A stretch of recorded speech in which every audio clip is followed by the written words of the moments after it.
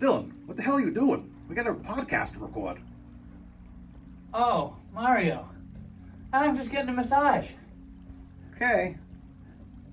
Oh, you go ahead to the studio. I'll meet you over there in a few minutes. Okay. Whatever you say. Never seen a massage like that before. A little lower, darling.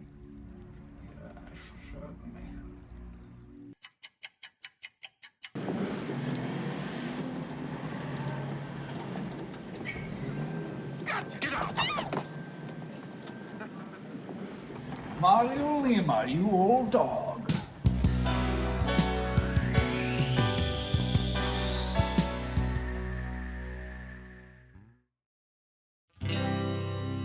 Connery curious. Saga, Last Crusade, You Only Live Twice, and the Anderson tapes. Murder on the Orient Express. You never know what the wheel's gonna spin next. Marnie and a woman of straw, and a wounded man in Africa. We are curious of the filmography of Sir Sean Connery.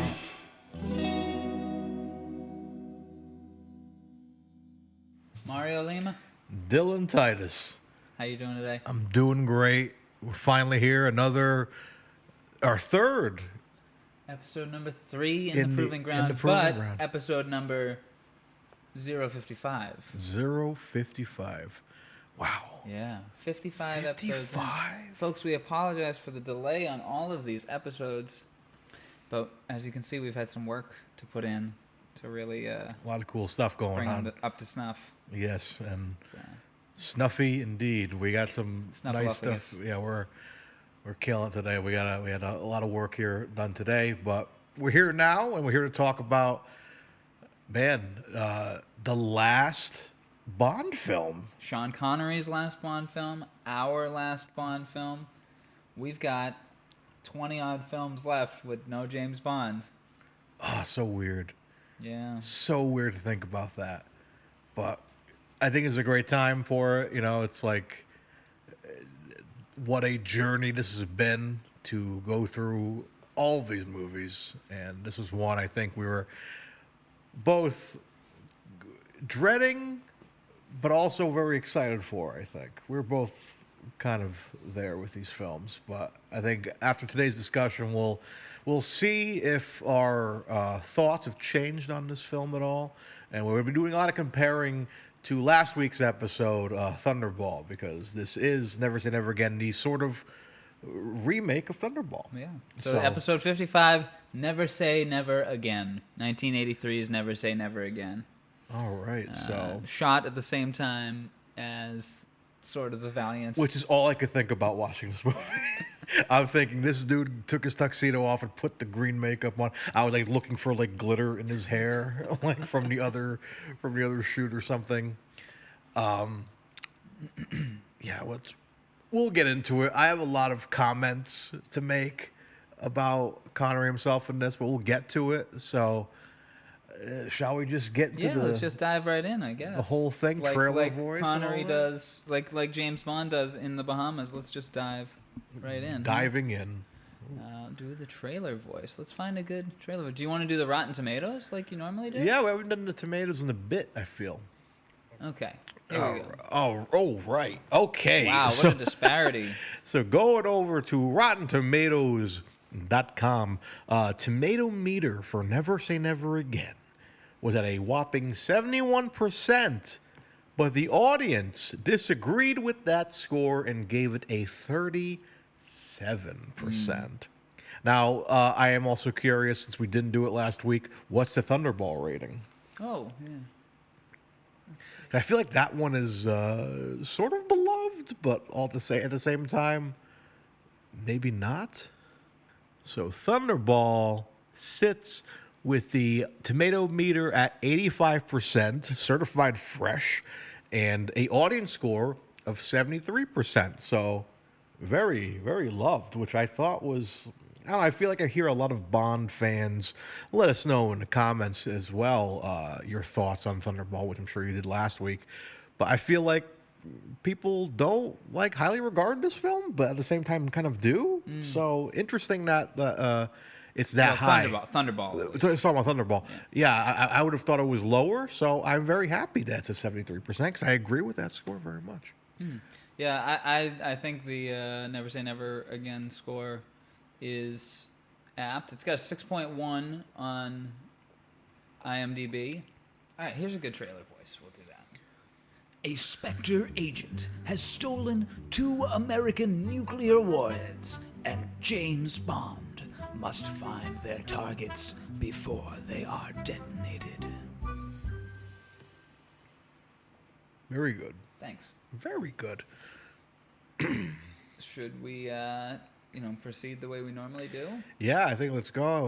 We got a good, healthy amount of paragraphs here in the wiki. We failed to mention, by not diving into the wiki, that this is the second collaboration between Sean Connery and director Irvin Kershner. Ah, drama. Exactly. We saw A Fine Madness a long time ago at this point. Oh my, yeah, it feels like years ago at this point. Jeez. Oh, probably over a year at this point. Yeah, at least, right? Wow. Of the 2 Sean Connery, Irvin Kershner films that we've watched, which one do you prefer? Oh man. And are either of them good?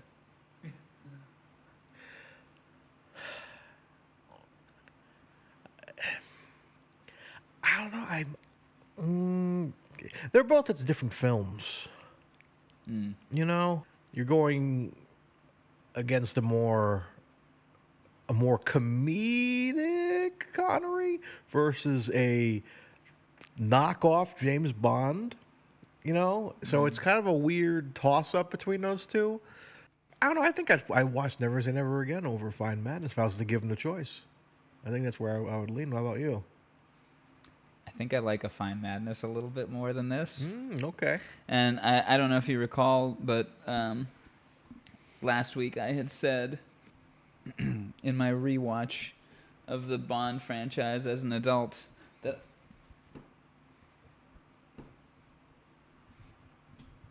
this is staying in.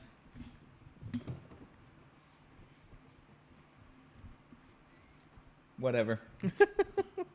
That in my rewatch of the Bond franchise as an adult, that I was, for some reason, excited to watch Never Say Never Again. We'll get into it. We'll get into how I feel. All right. So yeah, I think I may prefer A Fine Madness over Never Say Never Again. Interesting. Okay. Personally. All right. I think we liked Fine. I liked A Fine Madness. I said we both. It wasn't a good enjoyed movie. that. Yeah, but I think we both kind of enjoyed aspects of it. Yeah, So, yeah. there was stuff to enjoy there for sure. Yeah, and I think there's stuff to enjoy here too, which we'll get into when we start diving into the Yes, flyer. there's things to enjoy in this movie. Again, I'm going to be doing a lot of comparisons. My notes are a lot of Thunderball comparisons and all that, but I also did try to sit back and enjoy this as a film. So yeah, shall we get into the plot? Let's get into the plot. All right. After MI6 agent James Bond fails a route. Hey, shut up over there. We're doing a podcast, for God's sakes.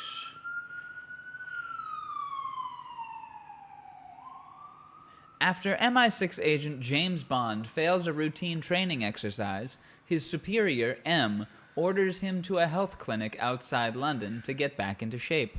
While there, Bond witnesses nurse Fatima Blush give a sadomasochistic beating to a patient in a nearby room. The man's face is bandaged, and after Blush finishes her beating, he uses a machine which scans his eye. Bond is spotted by Blush, who sends assassin Lippe to kill him in the clinic gym. Bond kills Lippe in a fight which destroys a lot of the clinic's furniture and equipment. M is forced to pay for the resulting damages and consequently suspends Bond from active duty. Woo. Should we go from there? Yeah. Okay. I've got notes, my friend. Me too, brother. Cool. Some of them are here in this notebook. Some of them are here in this notes app. My first note is we first see what could be Sean Connery at 1 minute and 9 seconds, but we definitively see him at 1 minute and 23. Okay. How about you? Did you get anything else? No, but I feel like mentally I said it was around like 111 or something like that. So that sounds about right. That's why I went with as well. I also, before we even get into the movie, I'm sorry. My first note is this is the ugliest DVD menu I've ever seen. Cut a picture of that in. Good Lord. I was lucky enough to watch it on Max. Yeah? So it looked good on Max, pretty good. Oh, cool. So 'cause I was like, I had a DVD somewhere, but I was like, I didn't feel like digging for it. I was like, it's got to be somewhere, and it was on Max of all places. So if you're watching this at home and check Max, you never know. So, they always put Maximilian Largo? Oh, maybe he bought out HBO. But anyways, Maybe yeah. I will buy HBO. But I do remember the DVD menu being very ugly. Quite ugly. It's that Tears of Allah set at the end, and it just looks so very unpleasant. Weird side note. I've been very into PS1 as of late. Right now, I have my PlayStation Vita. I've been playing a lot of PS1 classics on it, and I played Tomorrow Never Dies. And it reminded me the pause menu and like the sort of computer that you see in like cutscenes. That's the DVD menu from the Tomorrow Never Dies DVD. That's my favorite Bond DVD menu. If you ever have a copy of Tomorrow Never Dies, find it. Not the Blu-ray. The old DVD has the best fucking menu, in my opinion. One of the best menus. So for ranking DVD menus for Bond movies. I really like the Quantum of Solace DVD menu. That's a nice one, too. That is the screen display. I appreciate what they did with the collection. Like, everyone has that certain... It has this Bond theme. It has shows like Clips and 007. And the Quantum of Solace one is different. Yeah, that's the only one that's really different, yeah. So, I appreciate those, but Can you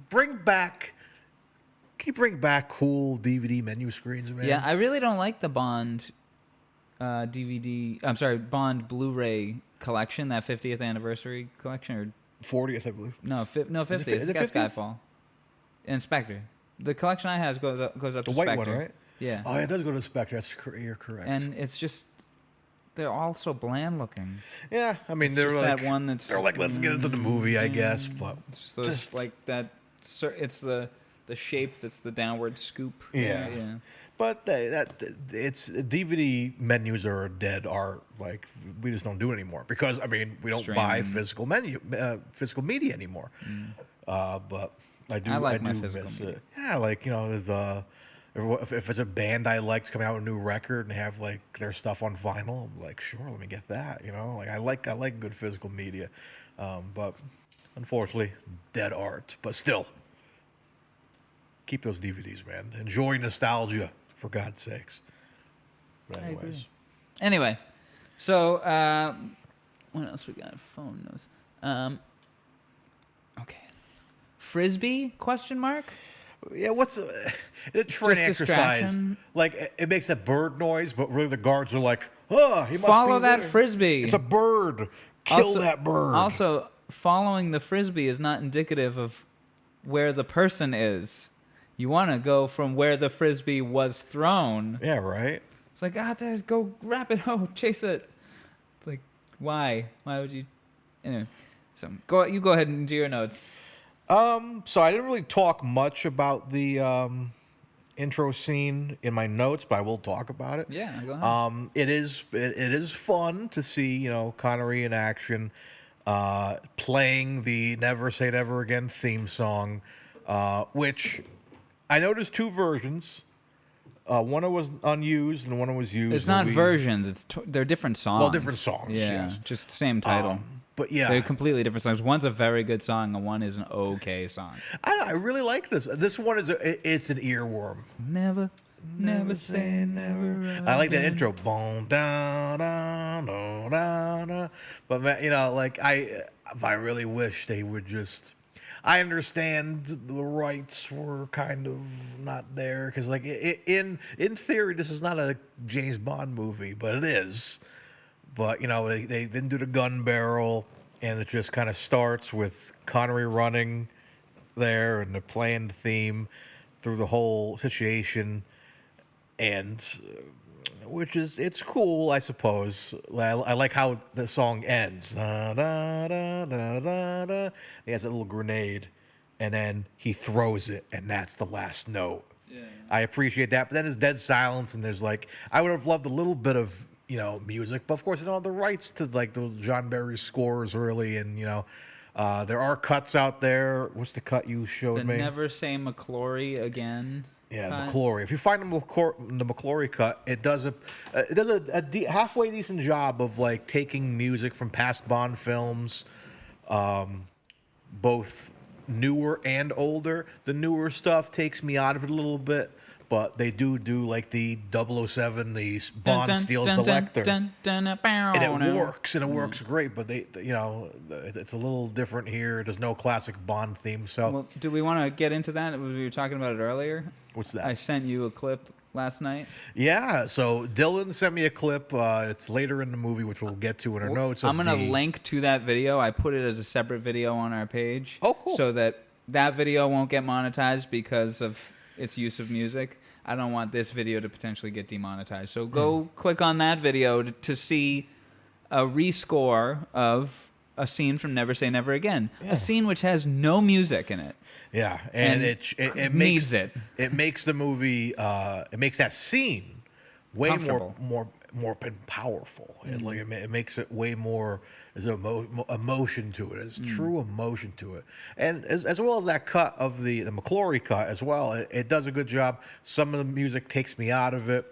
Like it's got a very poor choice of opening and closing themes. Yeah, and when we see the ship for the first time, it's not the Disco Volante. It's the what do they call the ship in this flying movie? Saucer. The flying saucer. Well, that's what that means. That's Disco Volante's flying saucer. Oh, is it? Yes. You learn something every day over there. Well, I've got a note on that. Mario, I got a big piece of trivia for you here. Okay. That yacht, in real life, was owned by what confirmed rapist?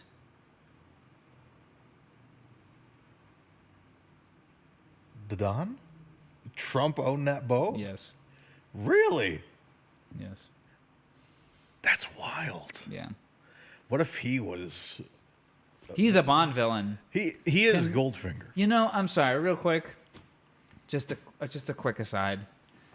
I saw a truck driving with a Punisher skull. Okay. The Punisher skull was striped red, white, and blue. Okay. And it had Trump's golden hair on it. That is kind of funny. But what that person fails to realize is that Frank Castle would not have allowed a man like Donald Trump to continue living. Right? Yeah. Frank Castle's family was killed in the crossfire of a mob shootout. Donald Trump is a mobster. Pretty much right after that Access Hollywood tape came out, he would have been disposed of. Frank Castle would have come in and was like, grab you by your pussy and rip his dick off and feed it to him. I want to see that Punisher. Me too. I want to see that. I hope you guys know which way we lean on this podcast. I'm leaning this way. Sometimes I lean this way. Well, I'll lean more towards this way. I lean this way sometimes too. Yeah, stretch it back a bit. Yeah. So that was my note on. I have that written down. Confirmed rapist yacht. Crazy. Because they confirmed that he did. I mean, we all knew he did, but they confirmed it in a court of law. A jury of his peers. Well, granted, no one's as big of a scumbag as he, but so he's peerless in that regard. But a jury of his peers found that to be true. That he owned that yacht. Yes. Anyway, that's staying in the podcast, folks. Come at me. All right. Go ahead. What else you got, Bot? Let's Bod? see. Bot? Bot? Did you just call me Blob? I just watched that the other night. So that actor plays the villain in Kingdom of the Planet of the Apes. Yeah. That's I was like, that was one of the reasons I watched it, because I was thinking of him. Because I'm probably gonna go see it next week, hopefully.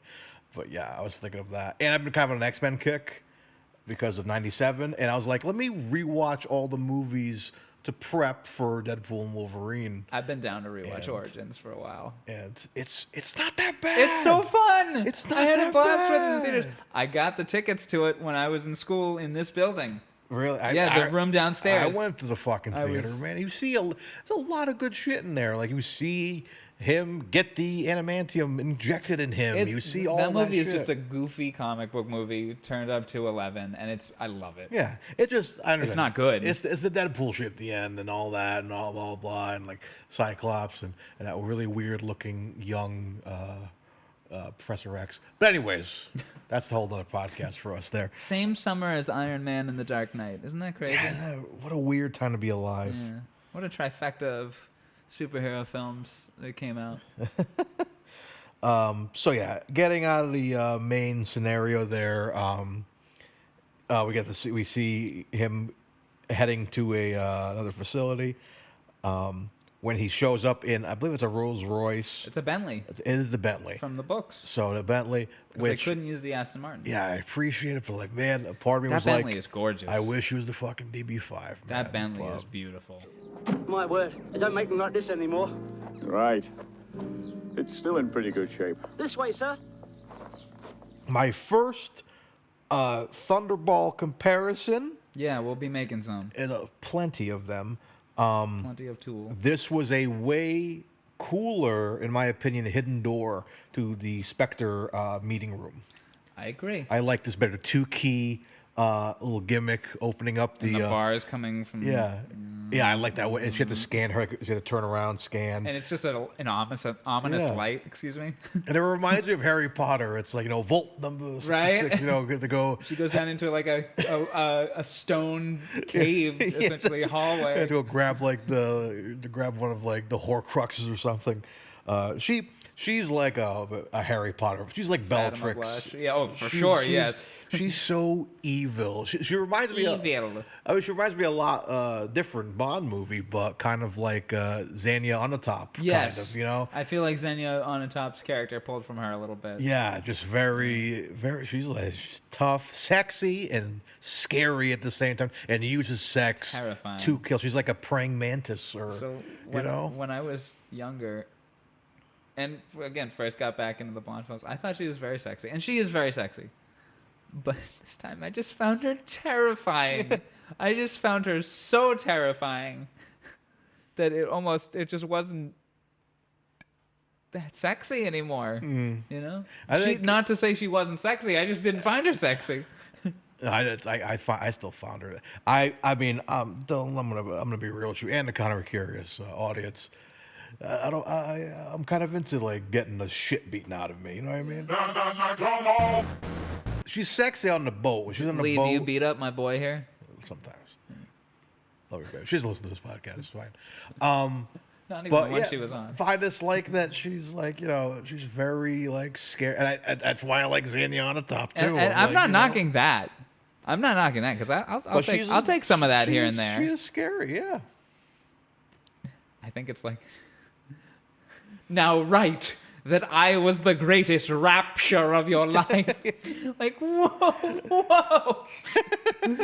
But she really is in the movie. I'd forgive any, she's nuts. Oh, yeah. She's like And truly it's- nuts. Where Fiona Volpe in the last movie is sexy and dangerous.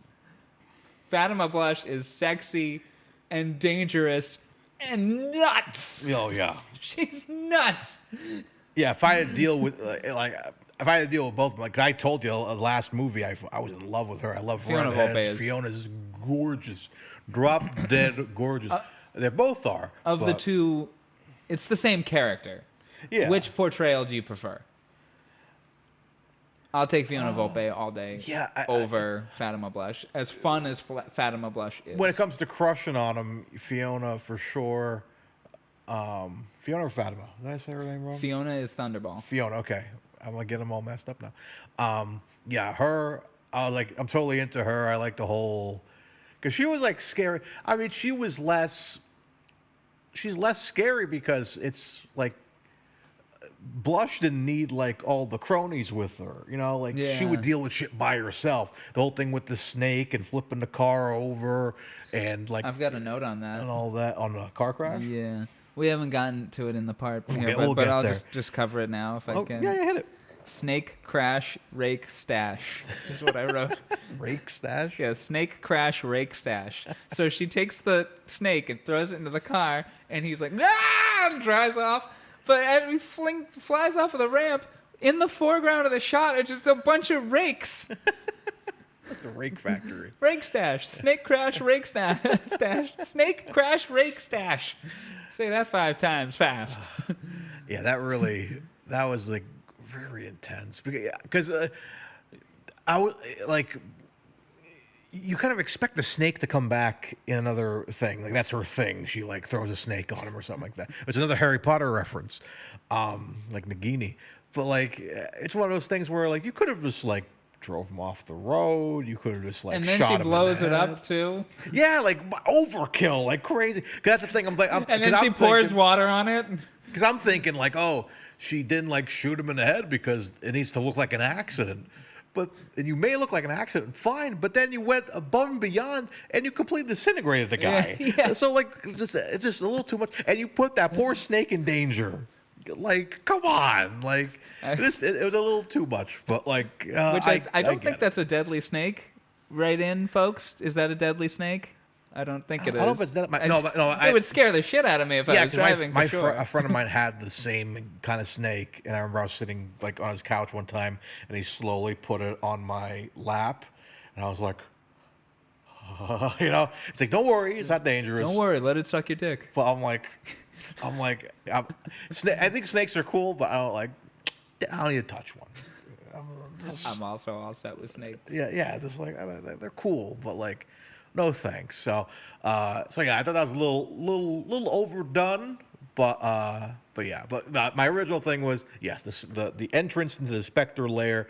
I enjoy that way better than like that Largo's really weird controller that didn't even look like it looked like a broken Game Boy. Like remember that controller from Thunderball that he used to like open the door in Thunderball? Oh yeah. It was like really weird. Yeah. I'm like, this one's like simple. It's just like 2 keys. There's some stuff that this does a little bit classier. Yeah, way cool. But also maybe not classier, but just like simplified. Yeah, just less insane and like more. I don't know. But also more insane. I think this film is more insane than Thunderball. Oh yeah, we're gonna. It's just tamer. Like it's insanity. It's like a quiet insane person. You know what I mean? Yeah, and more like they. My next note is first of all Blofeld, played by I forget Max his name. von Sydow. I know him from Force Awakens. Just He's the opening scene. Of Right in Force the beginning, Awakens, he's just like to me, she's royalty. What else has he been in that we may have I'm sure seen? he's been in a bunch, but I just recognize his face from that automatically when I see that. I do like him as Blofeld. What do you think of him as Blofeld? Yeah, I think he was like a really classy Blofeld. We didn't do the whole thing where we had to cover half of his face. We just showed him the whole time. Flash Gordon. The Emperor Ming. Oh yeah. Minority Report. Force Oh, he is a Awakens. three-eyed raven in Game of Thrones. Yes. Yeah, and they put him in Star Wars Force Awakens, the Lego version as well. And he's The Simpsons. He's Klaus Ziegler. Letter. He's in Skyrim. Wow. Oh yeah. As Esbern. You hear him all over Wow. that. In the Russell Crowe Robin Hood. What else we got? Shutter Island, The Wolfman. Director's cut. He's in Rush Hour 3. The Ghostbusters video game. Huh. I really want to see Minority Report. Nicole and I have made a stack of DVDs that we like go through randomly, and Minority Report is in that. And I Okay. really want to. Really can't wait to watch that. But yeah, him as Blofeld was really fun. To rank him in the Blofelds, I put him pretty high. Like I liked him as Blofeld. Very simple. I love his little skull webcam. Skull cam. I kind of want to get that 3D printed and put on my webcam. I mean, it just opens up. Like I thought that was really dope. If I may ask, I'm sure we've done this before, but let's rank the Blofelds. Oh yeah, okay. Savalas for me is number 1. Yeah. Or should we go worst to best? Yeah, we'll go worst. Worst. Who's your worst? Worst. Probably. What's the one from the Roger Moore one where he's in a wheelchair? Mr. Bond. Mr. Bond, no. I'll buy Mr. you a delicatessen in Yeah. stainless steel. Yeah, that Yeah, one just. that's my least favorite too. I mean, and then it's that Charles was- Gray. Yeah. Yeah, and then I forget all their names, but I'll just say like my top three for Okay, sure. all right, yeah. Let's Is do like, top three. I just have a soft spot for Diamonds Are Forever, Blofeld. Charles Gray. Charles Gray's tremendous. He's your top. Yeah, I just think he's just goofy. I love how goofy it is. He's my bottom. It's like, oh, man. Oh yeah, fuck Charles Gray. He's a great power bottom. And I also have. I mean, you got to give it to. You gotta give it to him. He's a Yeah, power you got to bottom. give it to him. But you got to give it to You Only Live Twice. Blofeld. What's his name? Donald Pleasance. Pleasance. He's probably the real number one, honestly. But The like real number one. he's the real number one. So yeah, he's up there. I like Savalas. And I think what's his face from Christoph Waltz. Very good Blofeld, just not the best writing in the world. And don't give me the gold members treatment. Like, I would have loved to see it if they were doing a new Bond and have him take another crack at a new Blofeld again. I think it'd be tremendous. So You know who I would have been still. a great Blofeld? What's that? You know who would have been a great Blofeld? Who's that? I forget the actor's name. Who played Dominic Green in Quantum of Solace? Oh, He would have been a great Blofeld. yeah, that could have been interesting. Yeah. Anyway, Sure, yeah. But my top three are Savalas, Von Sydow, excuse me, and Pleasance. Nice. Yeah. Okay. Yeah. Let us know in the comments what's your Yeah, top three Blofelds. top three Blofelds. Or rank them all. Rank, Whatever yeah, whatever who you feel. cares? Rank them all. All right, I'm sorry, I didn't mean to cut you off. What else you got? My last note, speaking of Blofeld, in the meeting scene, I said Phil Collins appears. We get to see our new Largo, Yes. who looks just like Phil Collins, in my Yeah, opinion. in that Yeah, shot. like he has the sunglasses on. He looks like I wanted like the ringtone to be doo doo doo doo doo doo doo doo doo, then it opens up and he's there. I can hear him calling in the air tonight. Yeah, I love his accent in this. I think my second comparison. I think Thunderball Largo is great, but I don't know. I feel like this one's a little more charismatic, and you kind of like him. In my opinion, you kind of like him in the beginning. Like, oh, he seems like a nice, happy-go-lucky guy. He seems to treat Domino nicely, but then we find out he's a true villain. And what he's really doing here, like, he's a little more likable, in my opinion, because especially with the Thunderball angle was like, it's like him and Domino are like, kind of like uncle and niece. Yeah. Not really, but like they sold it that way, and the age difference looks very different. They look like they could be a couple here and never say Yeah. never again with what's her name? Kim Basinger. Yeah, every time I think of her from Wayne's World with Garth. Remember, she's like, "Take me, Wayne's Garth." World 2? Wayne's World 2, yeah. Yeah, I think of her from '89 Batman. Oh, that too. Yeah, of course. But yeah, just she's the best. She's the best. I don't like her in this movie. Yeah, she's not like tremendous in this, but like certain things. I think this was one of her first big acting roles. You think so? Yeah. I think so. You know whose first movie this was as well? Rowan Atkinson. Was Rowan Atkinson's very first movie. Imagine that again, to act with Sean Connery in a Bean. Bond movie. Mr. Bean. Yeah. James Bean. And then being Johnny English. Yeah. He later became his own version of James Bond. He should have been Q in this movie, but That would've been we'll get into the Q scene Oh, because yeah, Q. Q is one Nice of to my- see you, Mr. Bond. I really like Q in this movie. We'll get into it. All right, what else you got on That's our all- opening here? That's all I have for the Spectre thing, because then they were moving into the hospital stuff, the almost nursing home, if you will. If this feels more like a nursing home than the first clinic felt like in Thunderball. Yes, yes, Especially it really when did. especially later on, we see a bunch of old people like watching TV at some Yeah. point. Before we get into Shrublands, I do have one more note on the opening. Okay. So he fails the training mission, and because it's not a cold open, it just cuts to the next scene where M is watching the training mission. But like any great Bond film, it's the same footage we just saw. Yep. So I wanted M to say, "Quiet, 007, I'm watching Never Say Never Again." It would be funny if like cut to him watching it and you still hear the theme music playing on the TV. Or like a minute later, now on the TV is like they're already in that scene now. So you see M and Bond, but then on the TV you see M and Bond in the same, like in a scene from a minute earlier. It's like Spaceballs when they look at the Yes. the camera. We're in now. They'll all look When back will and then forth. be now? Soon. Now skip this. Go right past this. In fact, never play this again. To go back to Shrublands, I have my next note to quote the great Trent Reznor. There's fucking nobody in this movie. Like, there's no extras in establishing shots. Like the grounds at Shrublands should be full of people like getting exercise. You know? Yeah, I mean, there's a few like in the lobby. I think, right? It's just and in MI6 is empty. Empty as can be. I hate MI6 in this movie. It's like so it dead. does not feel like it. M It has feels no like- office. Do you notice that? Or his office just doesn't have a door. It's Yeah. just a room that's Yeah, open it's- to other rooms. Yeah, that's a little odd. Yeah, Money's Penny's office felt weird. It just Money Penny felt weird. oh jeez.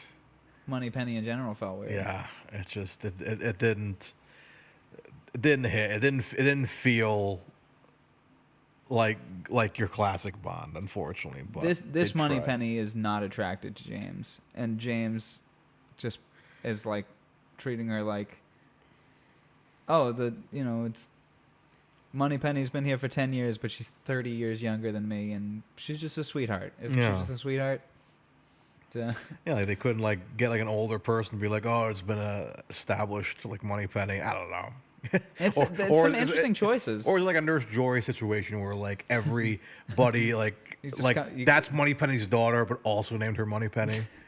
What's her last They're- name? They're all Money Penny. Oh, that's true. His last name is Money Penny. That's right. So who Her knows? first name is Money. Her last name is Penny. But it's Money Penny. Munny. It's short for Monroe. But Monroe's not a girl's name anymore, so she goes by Money. My mother always called me Money. Or wait, she's related to Eddie Money, and her name is Penelope.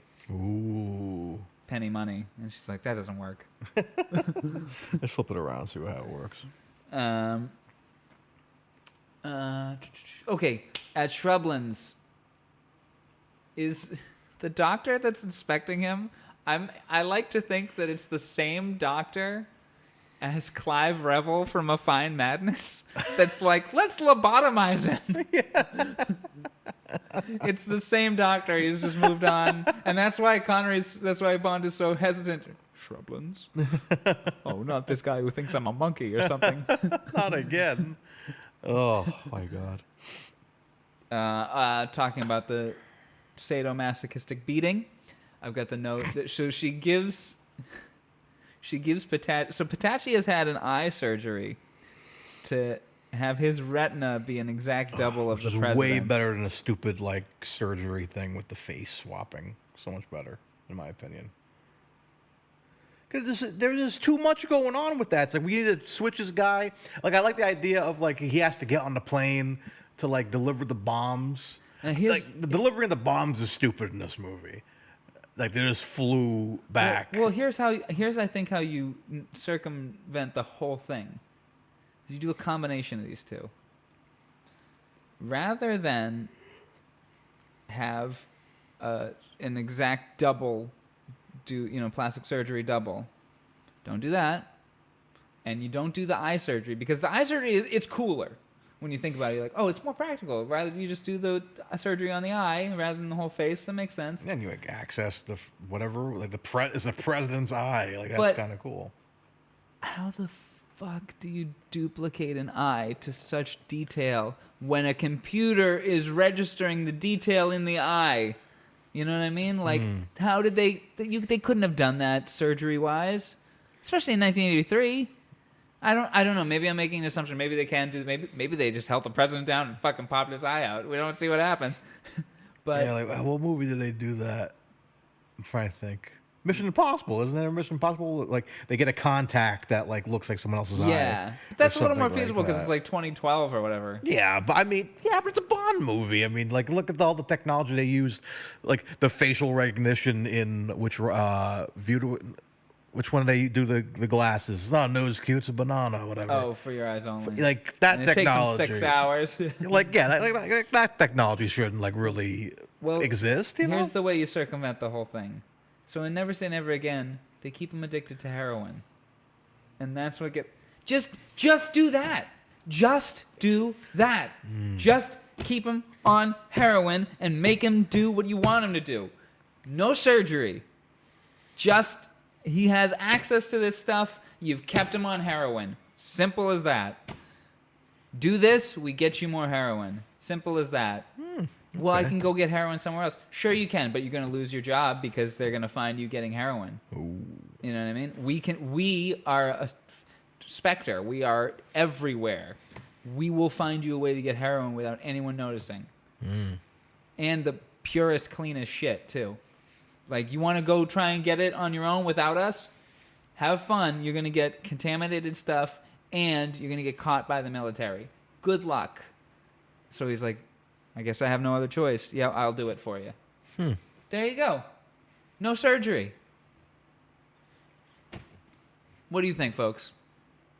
I think that's how it would be done today. Sure, yeah. Just keep them on heroin.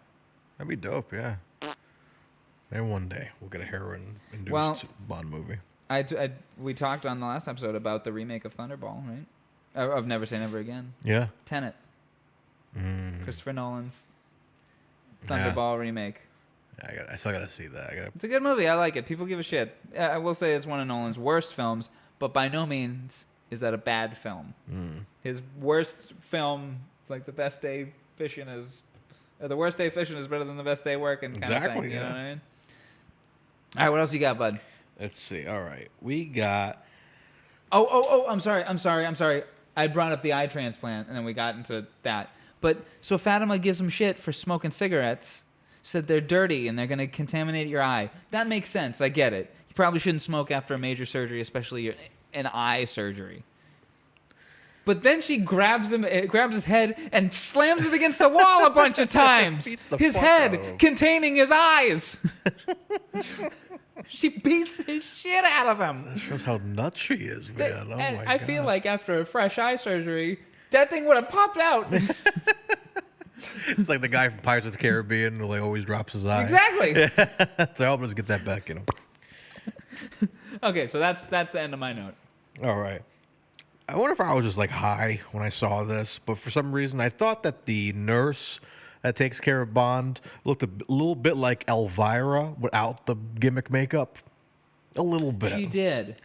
Like, you know what I mean? Yes, and actually I realized that I have some screenshots here.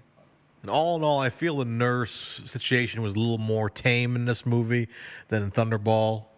A little less forceful.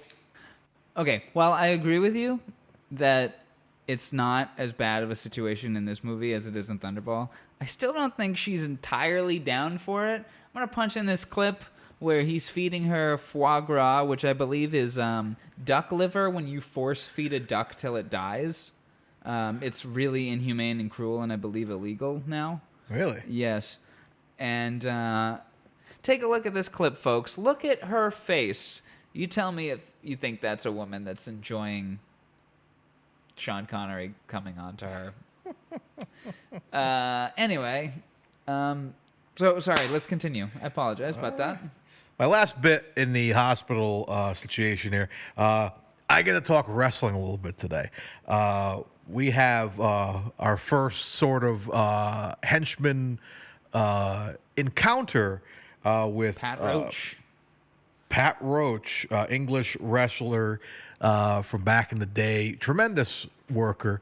A lot of cool stuff, but also not his first movie. We've seen him in many movies, including 2 Indiana Jones flicks. Yes. Do you know which character he played? He is the Nazi that is shredded up The bald one. by the propeller in Raiders, and he is the giant thuggy on the conveyor belt in Temple of Doom.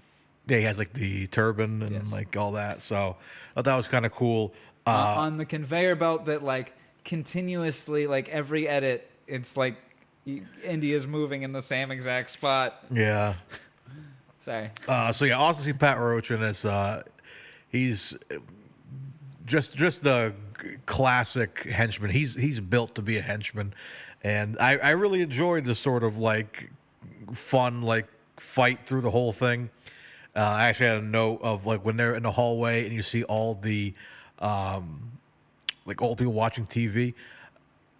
I like to think it was maybe like an old wrestling match they were showing, but like when they punches him and they all cheer, he does that kind of boxing classic, match. and he does that classic kind of like that was like kind of his pose His boxing pose. when he kind of walked up. That's and a like, nice little it was, moment. It was like a kind of a fun like it's kind of like how you see like like Dave Bautista when he was in Spectre.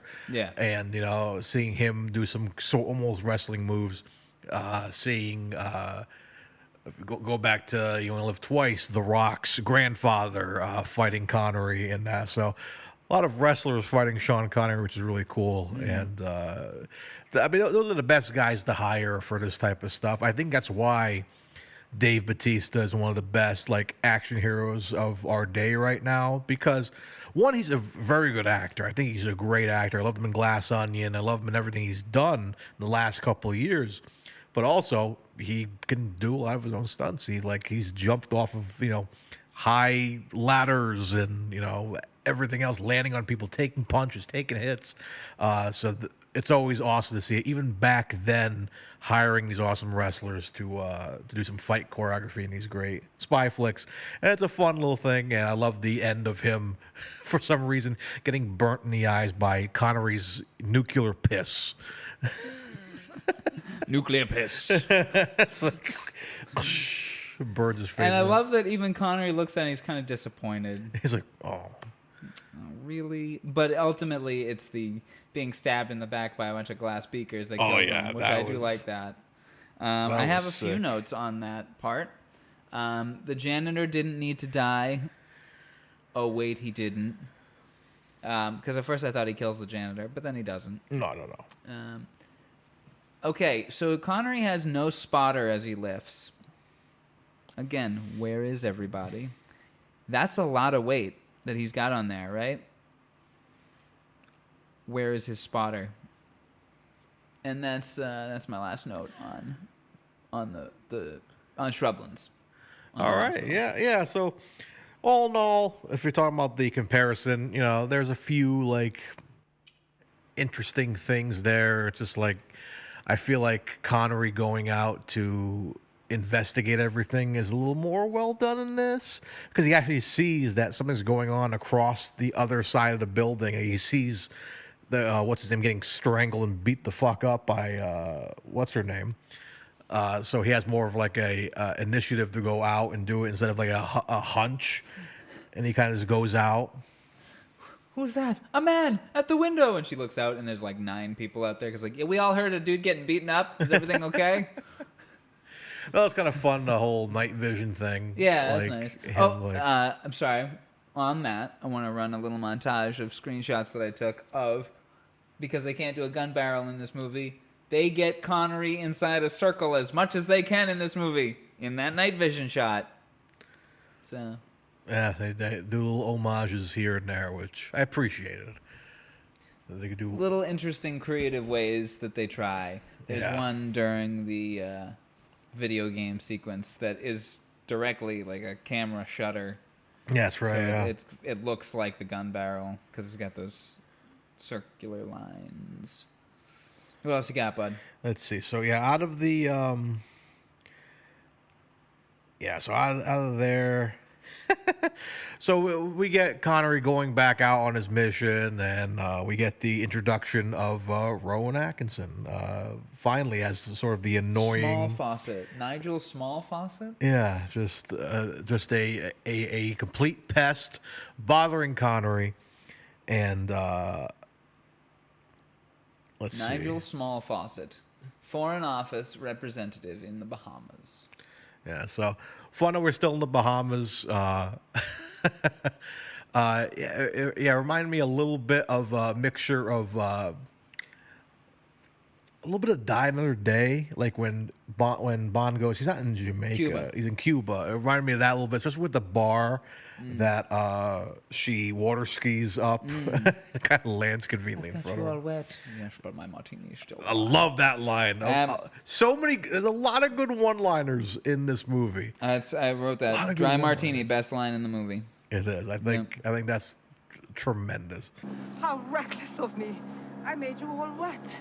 Yes, but my martini's still dry. My name's James. Hello, James. I'm Fatima Blush. Oh, and then I've got 2 worst scenes and 2 best lines. Okay. Let's see. I for some reason, I didn't write much down here. I must have been very engaged in the film because my next note is later on when he goes scuba diving for the first time and gets fished up by that girl he meets on the dock earlier with Rowan Atkinson and says, "I told you to catch me later." And after that, when they come back, we get to see Connery in overalls. I think that was hilarious. Yes, I have that Bond in overalls heart. There's a couple of fun outfit funnies. There's one that happens later on with Felix that we'll talk about afterwards. Yeah, that one didn't work so much for me. I thought it was funny. Upon rewatching, I thought it was so funny. Again, there's a lot of stuff that worked for me the first time I saw this movie that don't work for me now. It's like a candy that only tastes good the first 2 times you eat it, and then afterwards it's just less redeeming qualities. What do you think of this Felix? Bernie Casey, he's okay. I thought it was fun. I think every single one of his lines is 80 yard. Perhaps, yeah. Felix, the character, sucks in this movie, but Bernie's okay. Yeah, it's like take him really. If we're ranking Felix's, he's probably pretty low. I think he just beats out the Felix and Goldfinger, who does nothing. Yeah, he does a lot. Well, I mean that Felix is in a lot. He's watching over Bond the whole time in Goldfinger. He's just kind of like, in case something goes down, he's there for him. So, I just for some reason I just like him just because that opening scene in Goldfinger, just like I quote all the time. I like Bernie Casey as Felix. He's okay. Okay, I've got missiles flying, heart. I like that effect and shot and those sequences of shots. That looks good for 1983. It looks really good. Yeah, sure. The missiles flying. However, they are emitting a most unpleasant pitch towards the end of their flight. Largo's crew seems pretty happy with their job. He walks in, says good morning, and everyone's happy. Good benefits, yeah. Work for him, yeah. Well, I will say, in speaking of the missiles flying over, if you're gonna show kids on a beach with their puppy, at least have them react to what's happening on the sky. Right. Like these giant missiles flew maybe 20 to 30 feet above your they don't head, even turn. and they're just still fucking around with their sandcastle. Like, at least have them react, or don't put that shot in the movie. It's like it's showing now, like, oh yeah, they're really going through like these. They're going so fast the kids didn't even notice. Like, but no, they're huge and just weird. And close.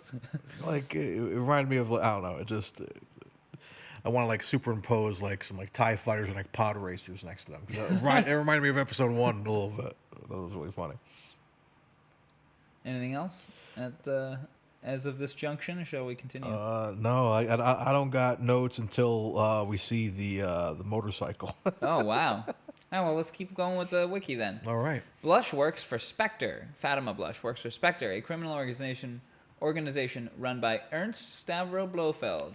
Her charge is heroin-addicted U.S. Air Force pilot Jack Patacci, who has undergone an operation on his right eye to make it match the retinal pattern of the U.S. president, which he uses to circumvent security at RAF Station Swadley, an American military base in England.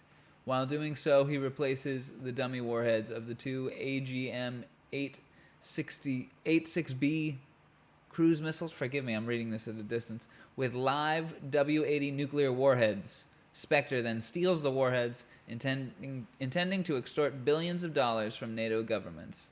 Blush murders Patachi by causing his car to crash and explode, covering Spectre's tracks. We got anything else in this section that we want to... I don't know. We kind of covered a little bit of the car wreck and the snake and the insanity of it. It's a little too much. Foreign Secretary Lord Ambrose orders a reluctant M to reactivate the 00 section, and Bond is tasked with tracking down the missing weapons. Bond follows a lead to the Bahamas and finds Domino Patachi, Jack's sister, and her wealthy lover Maximilian Largo, who is Spectre's top agent. Now, in this movie, in Thunderball, he suspects to go to the Bahamas. He's being sent to Canada, and he suspects the Bahamas because of the picture. Yeah. There is nothing in this movie to say go to the Bahamas. Did you notice that? Yeah, he just kind of... Or am I missing something? Yeah, I'm trying to remember. Yeah, I think they just kind of tell him to go down there. I remember them like assigning him to go there. Yeah, because we get the whole thing in Q's lab where it's like, where are you going? It's like the Bahamas. Oh, you lucky fool or whatever. Yeah. And that's the only kind of mention of it. It's like, oh, shucks, you got to go to the Bahamas. Yeah, no reason why that's the place he should be. Yeah, so Thunderball does that better, I Yeah. think, for sure, with the picture of him having to hunch, because that's like a smart move. And he Let's brings go it to to Canada. M. Yeah, And he's M like, trusts him. don't send me to Canada, send me here, trust me. And like, he's like, oh, okay, we'll see what happens. And then, And by having this new M, he even says, like, my illustrious predecessor. He doesn't have time for Bond. He doesn't like him, really. So even if... And when Bond says, like, maybe he had an eye transplant, it's like, do come along, Bond. yeah, oh, that's ridiculous. Something more practical, perhaps. Yeah. What do you think of Edward Fox as M? I didn't like him. Who we've seen in A Bridge Too Far, by the way. Oh, that's right. Yeah. As an, yeah, I mean, but Bernard Lee is the one that like paved the way for that character, and Judi Dench was tremendous as well, and I even love the fact they even brought her back for the Craig films, then to get replaced by the great Ray Fiennes, Who is... The M in this movie is very similar to Ray Fiennes. It's like I really don't care for the double a O's. bit, but Ray Fiennes is way more like just at attention and more serious. Where this one's like, oh dear you, Do come Bond. along. It's like it I'm just, watching Never Say Never Again. It's like they went with the most like cogny people ever, just between Q and M. It's just like, this is not MI6. This is like a fucking joke. Well, if you want to talk about Q, what do you think about Q? I think he's funny, but like, I don't know. Q is another character where it's, Desmond Llewellyn also paved the way for that character where he has to be like annoyed with Bond and like, don't touch that and all that. This Q This one's more like fucking with him. Like he's his friend. Yeah. The first thing we see him, like Bond is practicing Plays a with prank on him. targets, and he just hits him with the fucking Exploding pen. and he looks at the gun too. He's like, That's a good scene. I love the Q scene in this movie. I love Q. Who plays him in this film? It is Alex McCowan as Algernon. Q. I really, really like him. I think I like him more than Desmond Llewellyn. I think I like his Q more than Desmond. I love Desmond Llewellyn. You can't replace that man. But I really want to see more adventures of this Bond and this Q. Who cares and is kind of jealous about Bond's exciting adventures.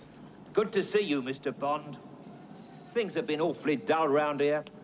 I hope we're going to have some gratuitous sex and violence. I certainly hope so, too. I do like, what is this? And it's like, so you take this part here and you stick it up your nose. And it's a little allergy thing. Yeah.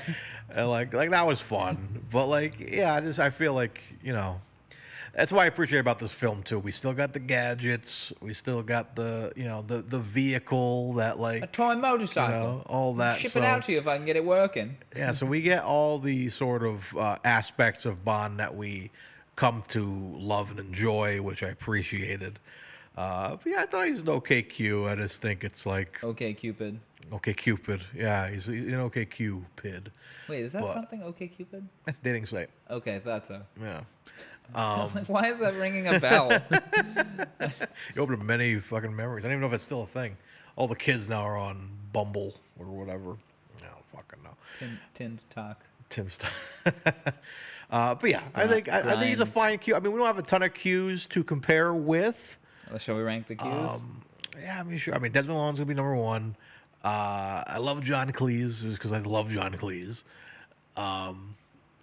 And then I think after that, I would do the one from the Craig films and this Q. Ben Whishaw, Alex McGowan last. Yeah. I'm gonna go Desmond Llewellyn because he's Desmond Llewellyn. He's the Then I'm gonna Q. go Alex McGowan. Then I'm gonna go Ben Whishaw. Then I'm gonna go John Cleese. Oh, John Cleese at the bottom. Okay. Yeah. Okay. And that's not any dislike for John Cleese, really. Yeah, because he doesn't have the voice for it. Yeah, like- he's a good Q. Oh, he's a great. There's no Q. bad Qs. Yeah, all Qs are great. Except for Boothroyd from Doctor No, who doesn't really. He's good too. Oh, yeah. He just comes in and he gives Bond the gun. That's it. Boothroyd. That guy's crazy. The But yeah, armorer. but yeah, I The totally armorer agree. in the armory. Yes. Okay. All right. Shall we continue? Yeah, continue on. All right. When Largo's yacht heads for Nice, France, Bond goes there and joins forces with his French contact Nicole and his CIA counterpart Felix Leiter. I'm going to stop here for a second. Mario, as you know, my partner is a woman named Nicole. Yes. We've had her on this podcast for the From Russia with Love episode. Another James Bond. Nicole Gauthier was on that episode. You know how happy it makes me to have clean... Because granted, you know, the woman in The Next Man, her name is Nicole. But our copy of that is garbage. You know, it's not great. The audio is not great. You know how happy it makes me to have clean audio of Sean Connery saying, Nicole? Anyway. Just send it to her every morning. Yep. Nicole. She was cool. I liked her. Another Thunderball comparison between those two agents. And Paula. Yeah, Nicole Paula. and Paula. Yeah. Paula's way cooler than Nicole. Yeah, I think Paula's way cool. Not you, honey. You're awesome. Nicole from this movie. Yeah, Paula's way more badass, and Nicole's kind of like, I mean, she's got a little bit of coolness, but it's like, I don't know. She's like, he was her sister. It's like, he was her brother. Like it's got a very weird delivery because it's all 80 yard. yeah, she's like French and all that. It's kind of like, you know, why did they make her French? I don't know. Because they're in France. That's That's contact though. are they in France? Oh, they're in France. I Shit. just said that Nietzsche, France. Fuck, you're right. But yeah, it's she's kind of a nothing character Yeah, like she adds nothing to except to die. all of it. Yeah, You know? I mean, which also so did Paula. Paula did die as well, but that was a little more. I feel like Paula is like given a little more. Not really. I bet if we compare directly screen time to screen time, I bet it's the same. Yeah, probably. It's a little more badass that Paula goes out on her own. I like. She kills herself with the cyanide in her tooth. Yeah, and I like the Thunderball, because Thunderball shows more of like a friendship, not friendship, but like I like that scene of them making contact with Domino for the first Yeah, time, yeah. and they're making like pretend the boat is not working and all that. And it's like, oh yeah, whatever. And so I like that better. That Nothing like establishes that more from of a Nicole. relationship, and not Nicole's kind of like just there. She drives the car. Yeah, And they both sit in the back. you guys are like, oh, drive, woman. Like, let's say put their suitcases on the front seat. I don't know. Yeah. Hey, you're with your buddy Felix. Of course, we want to hang out in the back and like, you know, fuck around, like link him a hand job. link your Game Boys together and play Pokemon together or something like that. That's what they were doing back there. Can I trade my Machoke to you to become a Machamp? Of course, Bond, only if I can trade my Kadabra to become an Alakazam. Oh, but of course. Do we have to trade back afterwards? I kind of want that Alakazam. Psychic does beat fighting after all. All right, let's continue. Bond goes to a health and beauty center posing as an employee. He gives a massage to Domino, who reveals that Largo is hosting an event at a casino that evening. At the charity event, Largo and Bond play a video game called Domination. The losing player of each turn receives electric shocks of increasing intensity in proportion to the amount wagered. After losing a few games, Bond wins, and while dancing with Domino, he informs her that Jack had been killed on Largo's orders. Returning to his villa, Bond finds Nicole killed by Blush. After a chase on his Q Branch motorbike, Bond finds himself in an ambush and is captured by Blush. She admits to being impressed with him and forces Bond to declare in writing that she is his #1 sexual partner. Bond distracts her with promises, then uses his Q Branch fountain pen gun to kill Blush with an explosive dart. Hell yeah. I really was disappointed that in the Bahamas we didn't see the same crazy dancing man from Dr. No. I know that's not the same place, but... Okay, the music is sexy and menacing at the same time, and it doesn't work. The shark scene is good, but it's dumb. Like, there's some tense moments in there, but it's really dumb. And it's really sad that they did that to those sharks. It reminds me of Little Mermaid. Like, when he was in the ship. Like, Yeah. There's a scene when... Or Finding Nemo. Yeah, but, like, there's a scene when, like, Ariel's in the ship and, like, running away from sharks. And, like, there's a scene when he closed the door. Like, that happens in Little Mermaid. So, like, that was kind of funny. It's like, I want to shoot this like Little Mermaid. But I thought it was more... I like this better, I think. I mean, the swimming pool, the Largo swimming pool was pretty intense as well, but, you know, yeah, I like the idea of, like, you know, the sunken ship or whatever and, like, trying to navigate through that.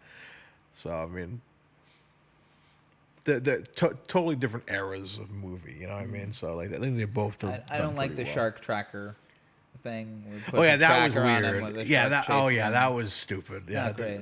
I was like, just have him just chase him to chase him. But I like the idea of, like, him look out the window and, like, it's a bunch of sharks out there. They're just kind of like, come on out, Bond. I just had a thought.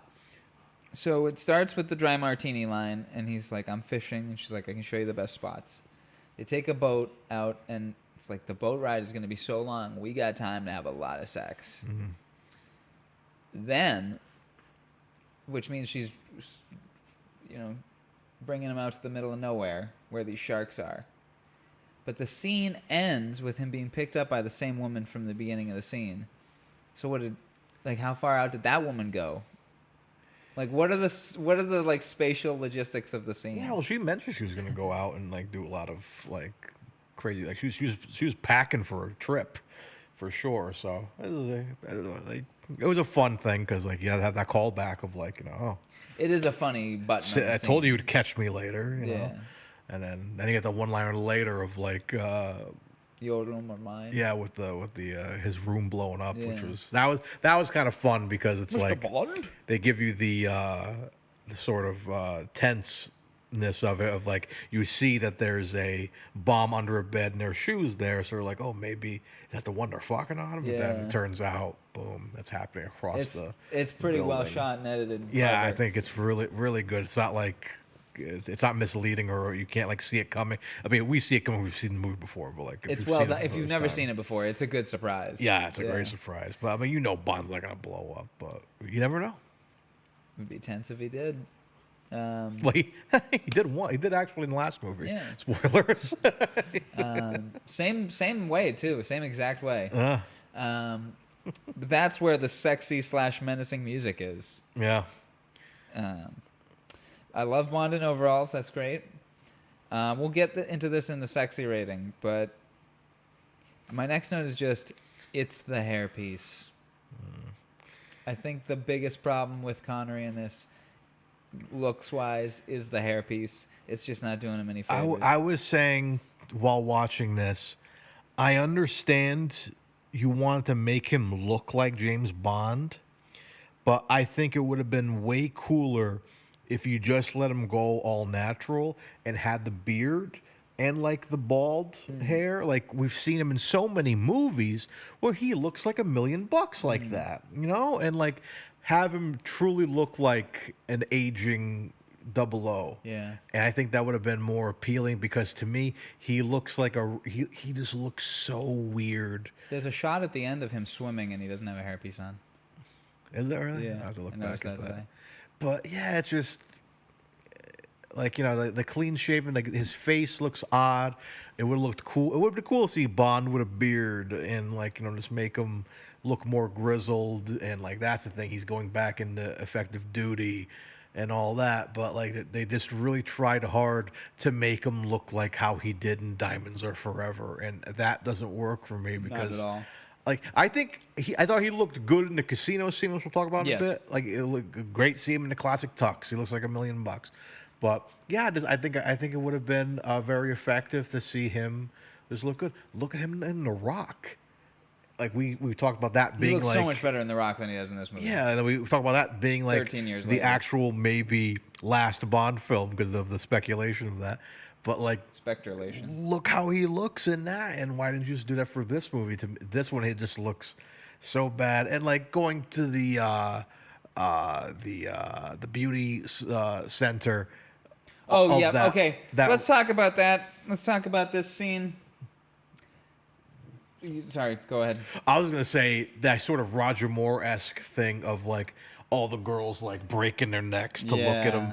which and Roger Moore at this time is Bond right now. So like, yeah, what movie's out at this point? Octopussy. So Same year. man, weird to see, and like I think Moore looked better, but not by much, but yeah, just showing that just took me out of it too. I'm like, this feels like a Roger Moore movie where it's like he's all these girls like, oh, like he's like in sweats and stuff, and he's just It's like. not a great He look. looks like Tim Allen in the Santa Claus when he comes downstairs. He has the boxes and he shaved Yeah. his face. Like he just doesn't look. It doesn't look sexy It's in that not outfit. a good look at all. Like he looks okay with his shirt off. Like his body looked okay for his age. Yes, But- I agree with that. But like, yeah, it's just like his face and his hair look so weird. And like again, he's shooting this as he's being He the looks Green better Knight. as the Green Knight. At the same time, and he has a beard in that, and he looks so good. He looks very handsome as the Green Knight. Like I thought you were lying when you said that originally, because I'm like, no way. These movies are like years apart from each other. Nope, same week he was shooting this. So it's weird, man. He's one of those guys where it's like at that age, you just give him the beard, let him look the way he should look, and then go. Like I understand, like the Bond image is clean shaven, slicked hair, tuxedo, but just make it different sometimes, you know? Even Batman had a beard one time in a comic book. You know what I mean? Just do something different. So before the massage scene, Bond and Felix are looking through a telescope and they see Domino dancing on a yacht. On the yacht, excuse me. And at 59:37, punch this in, Dylan. Connery gives a weird little moan. But get some scuba gear. We'll check around. Right. It's uncomfortable. Which leads us into the most uncomfortable scene in the whole movie, the massage scene. This is not how a massage works at all. At all. This is sexual assault. That's what this is. Just like in Thunderball. That is deception. At first, it's deception. And from that comes lack of consent because you're deceiving her. And because she didn't give you consent to touch her, that's assault. And this is just super uncomfortable. I hate this scene so much. But then, that's the most offensive thing, obviously.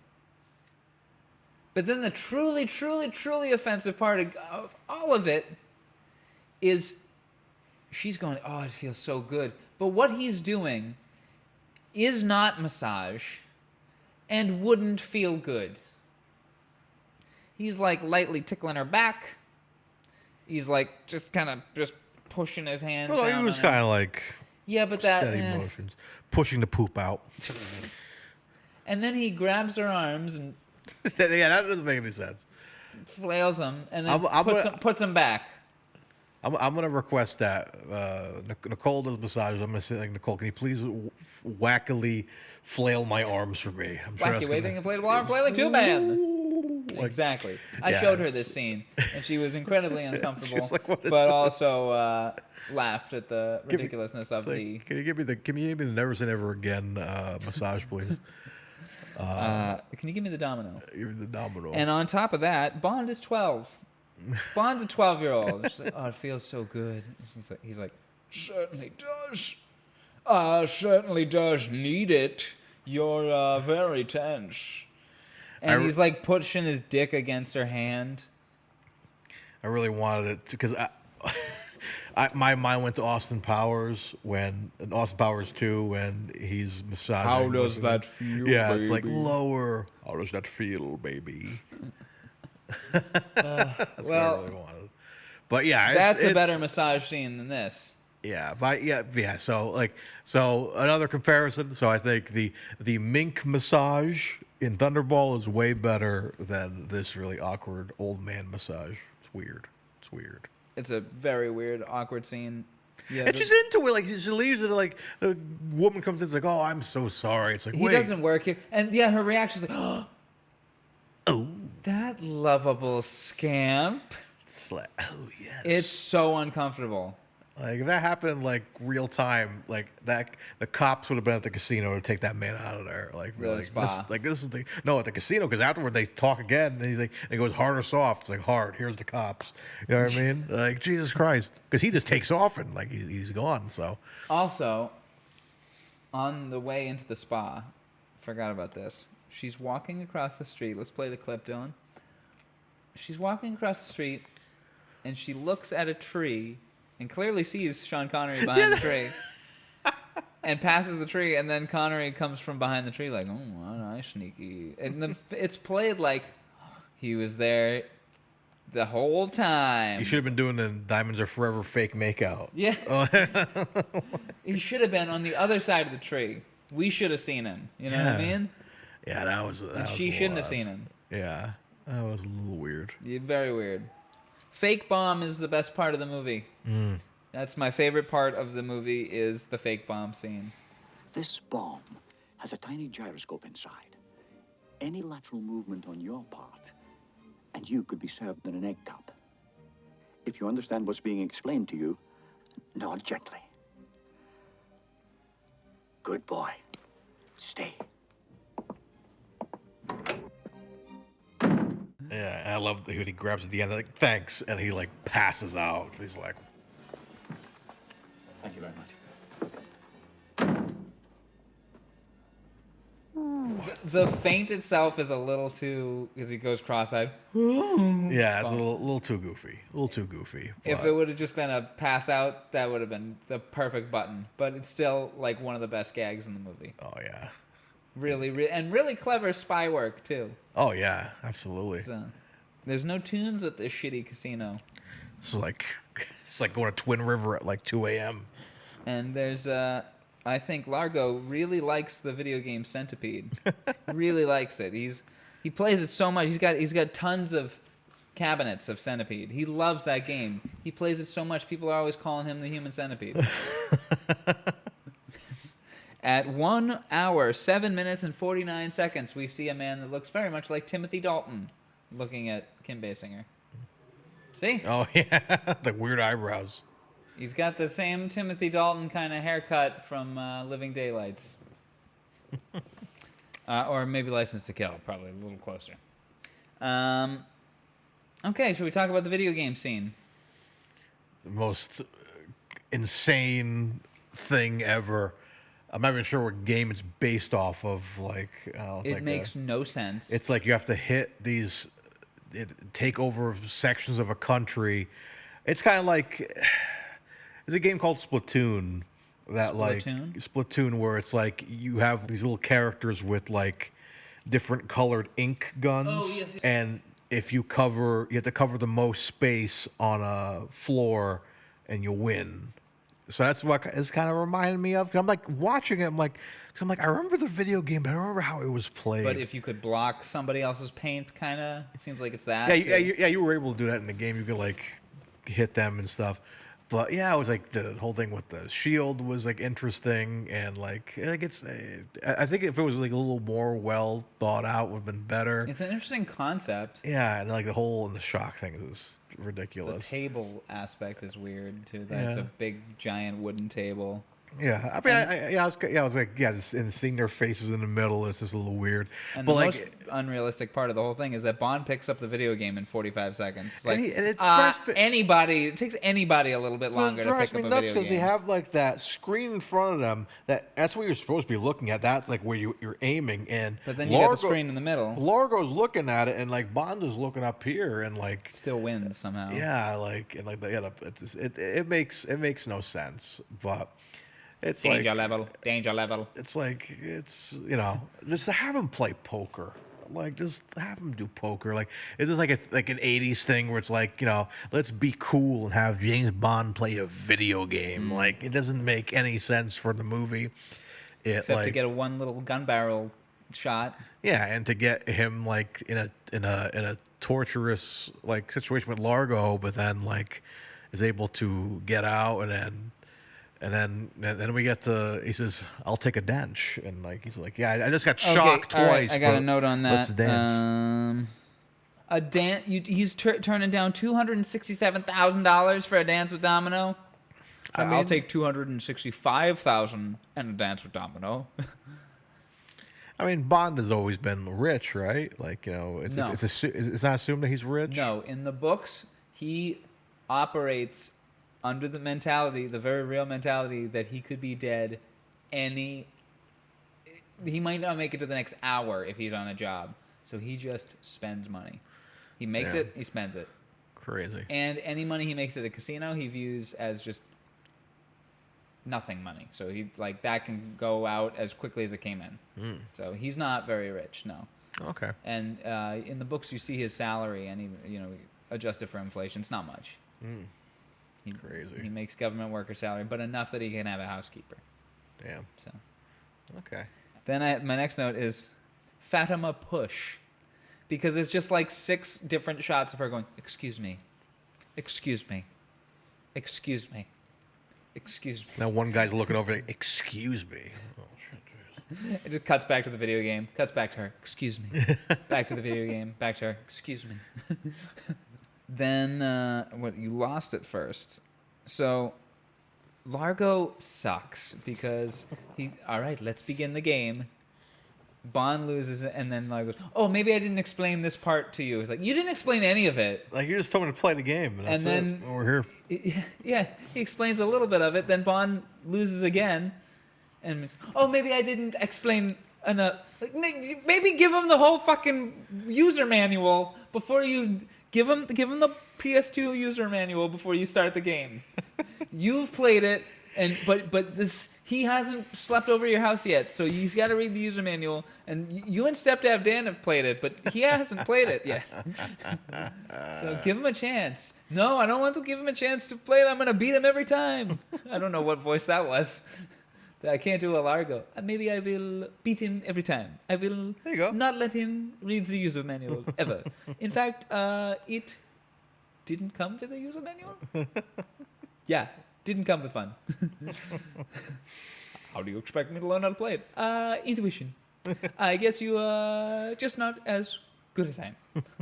Me and Stepdad Dan are very good at this game. You see? Let me... get my giant checkbook. And he pulls his checkbook out, but it just keeps getting longer. It's like the Joker's gun from '89 Batman. You noticed that, right? You didn't notice how giant the checkbook was? And he just pulls it out like it didn't even exist. Oh, yeah. It's massive.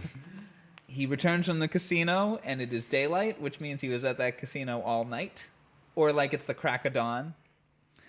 He finds Nicole floating in a waterbed that looks like it's a pool table for some reason. Yeah, that's why I was confused about that. I thought it was a pool table, too. But because it's a waterbed, it's literally a pool table. Yeah, it's a pool table. I love that house. Beautiful house. That is a beautiful house with all its angular stairways. I like, that he comes in and he looks at the bowl of fruit, and he, for a second, He's going to take the grapes, but he doesn't, because in Thunderball he took the grapes and he takes an apple and he tosses it and catches it behind him. I like that little moment. Oh, yeah, I like that's the fun. moment where he senses danger and he puts it down on the statue of Shiva. Yeah, Cool moments. That was really cool, yeah. The girl in Philly line is the best line in the movie. You know that making love to Fatima was the greatest pleasure of your life? Well, to be perfectly honest, there was this girl in Philadelphia. After the dry martini line, of course. The hairpiece looks good wet, and then I immediately wrote, never mind. And then this, I'm sorry, I keep just doing notes, but I think we're about at, forgot a note here. When the bombs are being loaded, the voice says, have a nice day. I love when things happen like that. I'm not nuts about the underwear escape. When he and Felix in their underwear. No? You said you liked that. I'm sorry. I thought it was funny. And we get to see Connery on a bike again. Yeah. I love that. Bicycle Connery. No, that's just kind of funny. And it, like him just like singing something. I don't even know what he was singing. Yeah, but it was just kind of fun. some And Felix is nonsense. shadow boxing Yeah. behind him. Like it just kind of like, it was kind of funny. I thought it was a funny little gag of him. Like, you know, how's he going to get out of this one? Because you see Bond always getting out of things very slick. And this is just like funny. It's just funny to see him like, like, where'd he get that bike? You know what I mean? Yeah. I thought it was fun. It was a little goofy. I liked it the first time I saw it, but this watch through, it didn't do anything for me. It really kind of like just kind of took me out of it. I don't know. Really? It or just was like it's just a nothing. Yeah. Like you just yawned. That was my reaction to it. All right, let's continue with the wiki. All right, hit it. I'm sorry that we're taking so long here. Bond and Leiter attempt to board Largo's yacht, the Flying Saucer, in search of the missing nuclear warheads. Bond finds Domino and attempts to make Largo jealous by kissing her in front of a one-way mirror. Enraged, Largo traps Bond and takes him and Domino to Palmyra, Largo's base of operations in North Africa. Largo punishes Domino for her betrayal by selling her to passing Arabs. Bond escapes from his prison and rescues her. Domino and Bond reunite with Leiter on a U.S. Navy submarine. After the first warhead is found and defused in Washington, D.C., they track Largo to the Tears of Allah, a location below a desert oasis on the Ethiopian coast.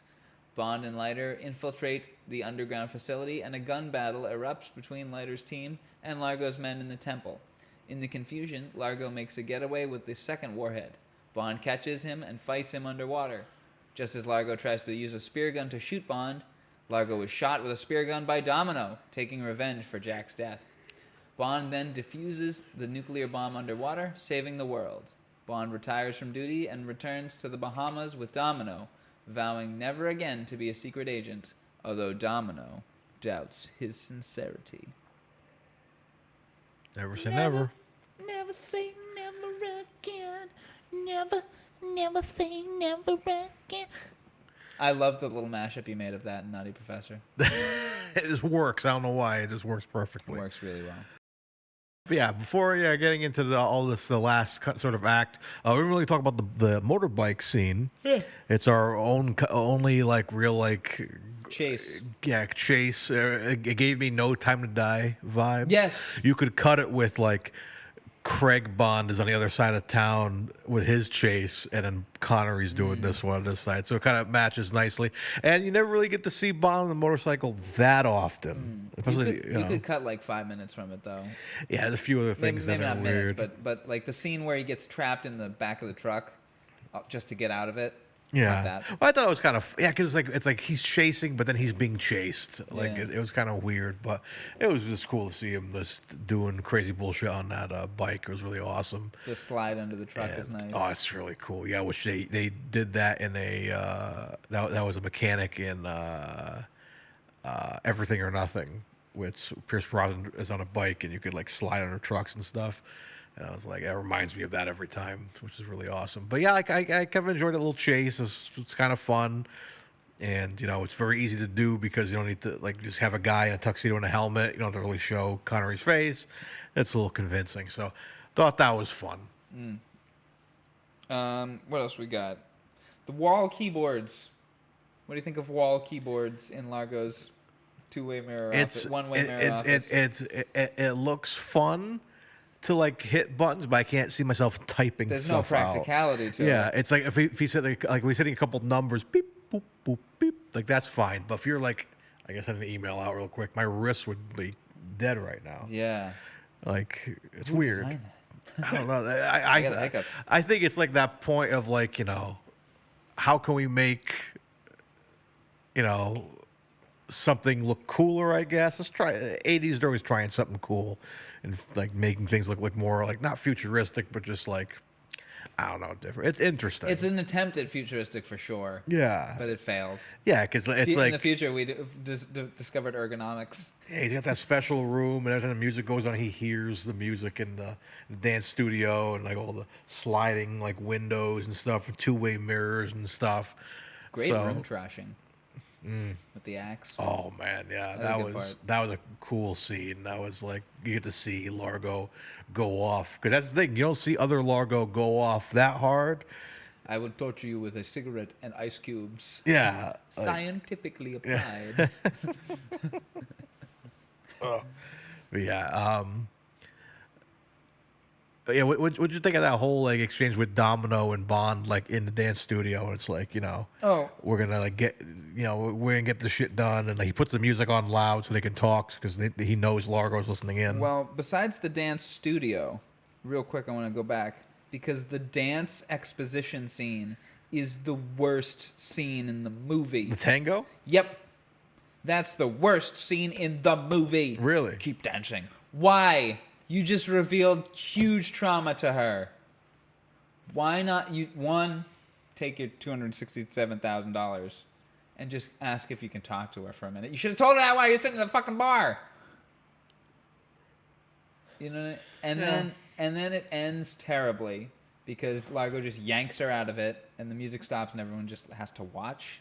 Yeah, it's a little weird. weird. Largo's like, "Why don't you come over for lunch tomorrow?" Yeah, so I think the beach in Thunderball was a little better. Yes. Yeah. Yes. The fact that they're friendly to each other initially. Yeah. I dislike that Bond sneaks aboard the boat just to be welcomed aboard anyway as he climbs through a pipe. Yeah, it's like Largo.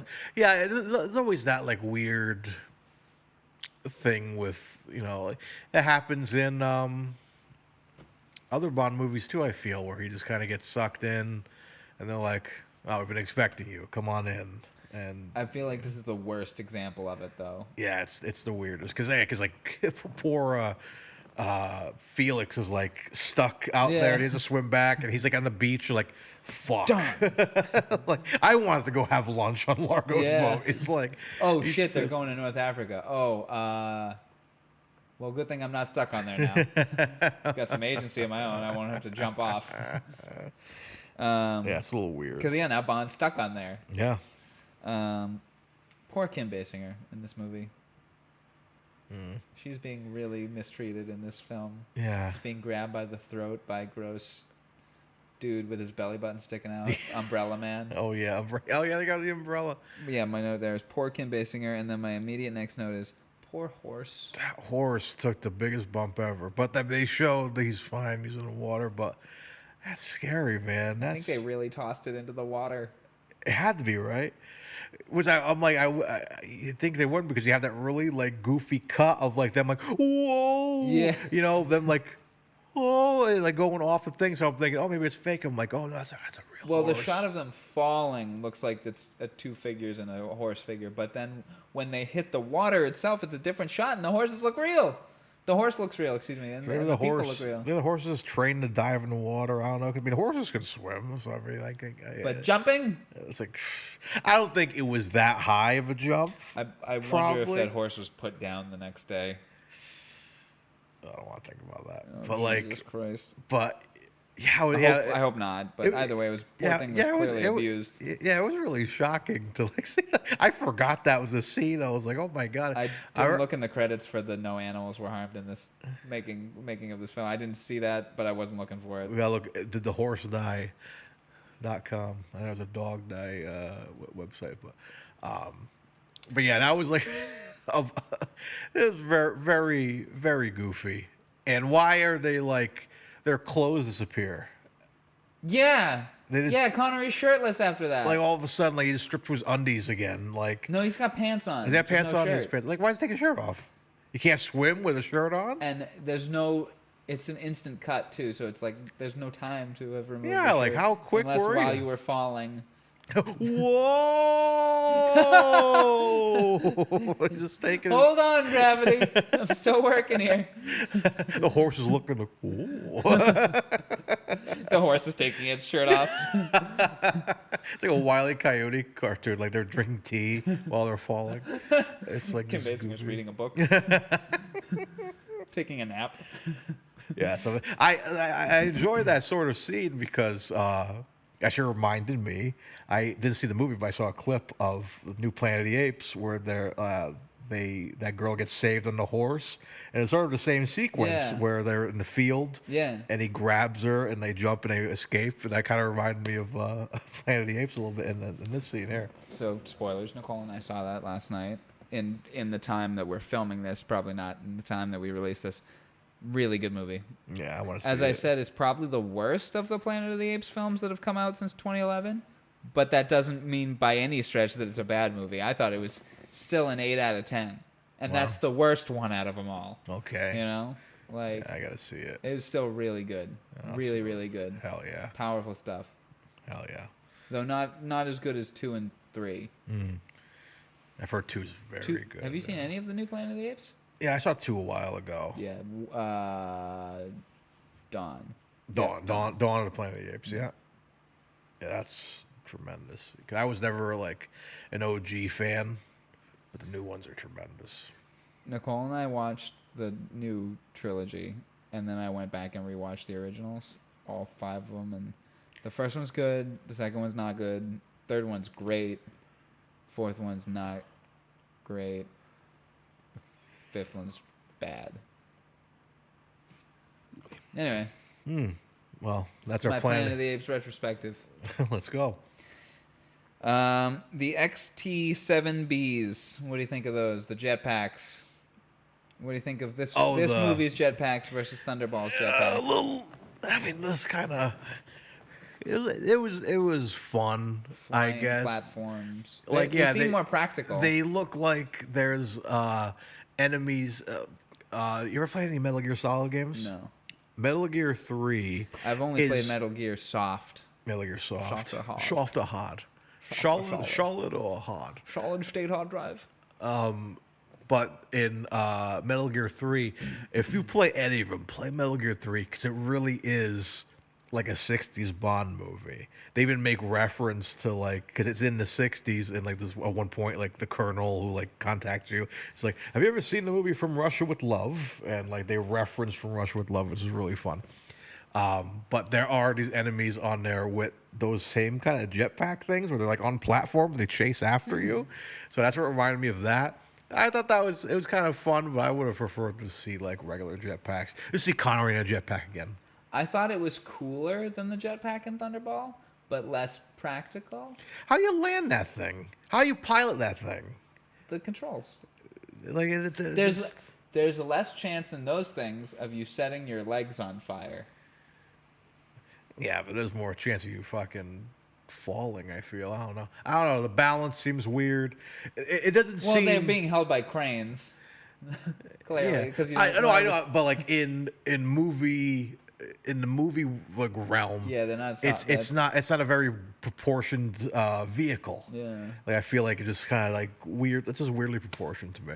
But I mean, I think they're okay. Again, it's them trying to be kind of cool and futuristic in the 80s. You know what I mean? Because what year again? 83. 83. All right, this is before Back to the Future.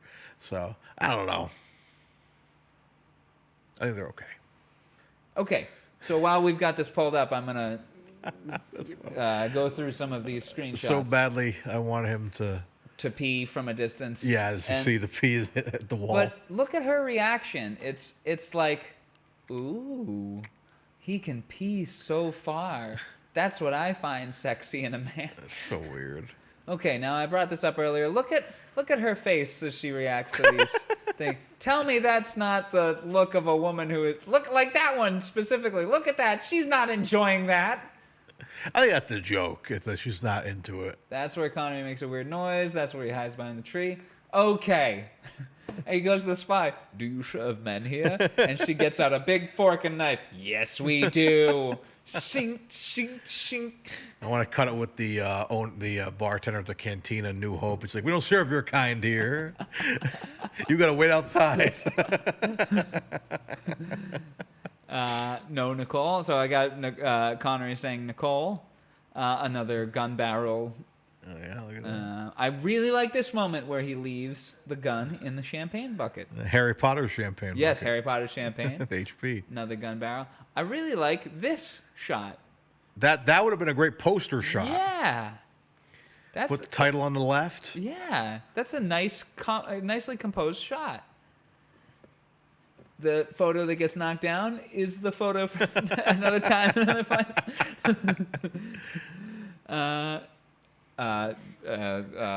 Wall keyboards. That's me at my computer every night. With your wall keyboards. Yeah. Look at my wall keyboard. Umbrella Man and his belly button. Oh yeah, this guy is disgusting. He reminds me of. I like to believe he's like one of like Salah's cousins from Indiana Jones. Salah's gross cousin. Yeah, he's a gross cousin. We do not talk about it. Yeah, we've not seen him in a long time, Indy. Stepdad Dan. Now she's got to go. They got to go to the island that looks like a big dick. Oh yeah, or a little dick. Dick Island. A dick with a really hairy head. Crooked Dick Island. And then another. That shit's dope, though. I do like that. That's dope. And I think that's all. Oh, he's doing his jazzercise workout. Oh, look at his legs. And that's it. That's all I got for those screenshots. Hell yeah. The helicopter well dive is pretty funny when he dives from the helicopter into the well. He just kind of flails, and it's pretty funny. Whee! He looks like a frog being thrown. Okay, and my last note about the film is Domino's tiger bathing suit. What do you think of Domino's tiger face bathing suit? Is there a face on it? Yes, watch this. It's a tiger face. It is a tiger face. A giant tiger face. It looks like any. That's the bikini like Jack Black would wear. You know, like Jack Black always wears those really crazy T-shirts. See, look at that, the tiger face. I for some reason I've never noticed a tiger face till right this second. Yeah. That's insane. This is my final note on the film itself, but then I have a note I found while doing research that Klaus Maria Brandauer, who plays Largo, was originally cast as Marco Romius in The Hunt for Red October, the role that would later go on to Sean Connery. Oh. Yeah. And then he would later be in. We've seen him and Connery act before in The Russia House. That's right. Forgot to mention that. I really like The Russia House. I mean, it wasn't great, but I think if I rewatched it, I think it's one of those we might put on a commentary list for the patrons because that's one I would like to see again. There's a lot I want to see again, but you know, and eventually when we get to the end of this run of Connery films, we'll like look at our kind of retrospective of everything and what we loved and what we would go back to. But that's one I would go back to for sure. I have one final note. Yep. No post-credit scene. Jip. Jip. Really wanted to see what was going to happen next with Felix. We don't even get a James Bond will return because legally they don't know if they're gonna. It's over. It's over. Yeah, my last two notes were this is the last sequence. I like it better in Thunderball because like the way I talked about last week was like it's like an Avengers like Endgame. Oh, being pulled up by the plane is the coolest ending you could have. Oh, in the him escaping at the end. I love that with the theme song playing. I love that. Love that. But the whole last fight sequence of everything is great in Thunderball. This one has its moments. I wasn't really crazy about. I talked about the set of the sort of where the temple is and all that. It just looks like an Indiana Jones set. And when I say that, it's not like it looks like an Indiana Jones movie. It just looks like they're hanging out at the set of an Indiana Jones I agree. movie. Yes. The lighting is really weird. I understand they put like floodlights down there so you can see where they're going, but it looks so cheesy and fake. Of like, I feel like if we just did some like darker lighting, or less lighting, like an Indiana Jones movie, it would have looked a little cooler, I think. But like, I mean, it's still a decent set. I like with the water, like they have to escape down there through the sort of statue or whatever. But yeah, I was kind of like, I was really turned off by that set.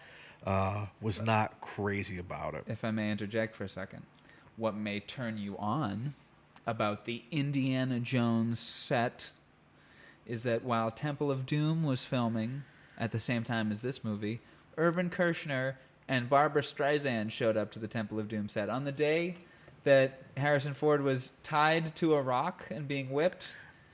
Well, Barbara Streisand stepped in a dominatrix outfit and started whipping him. Oh, shit.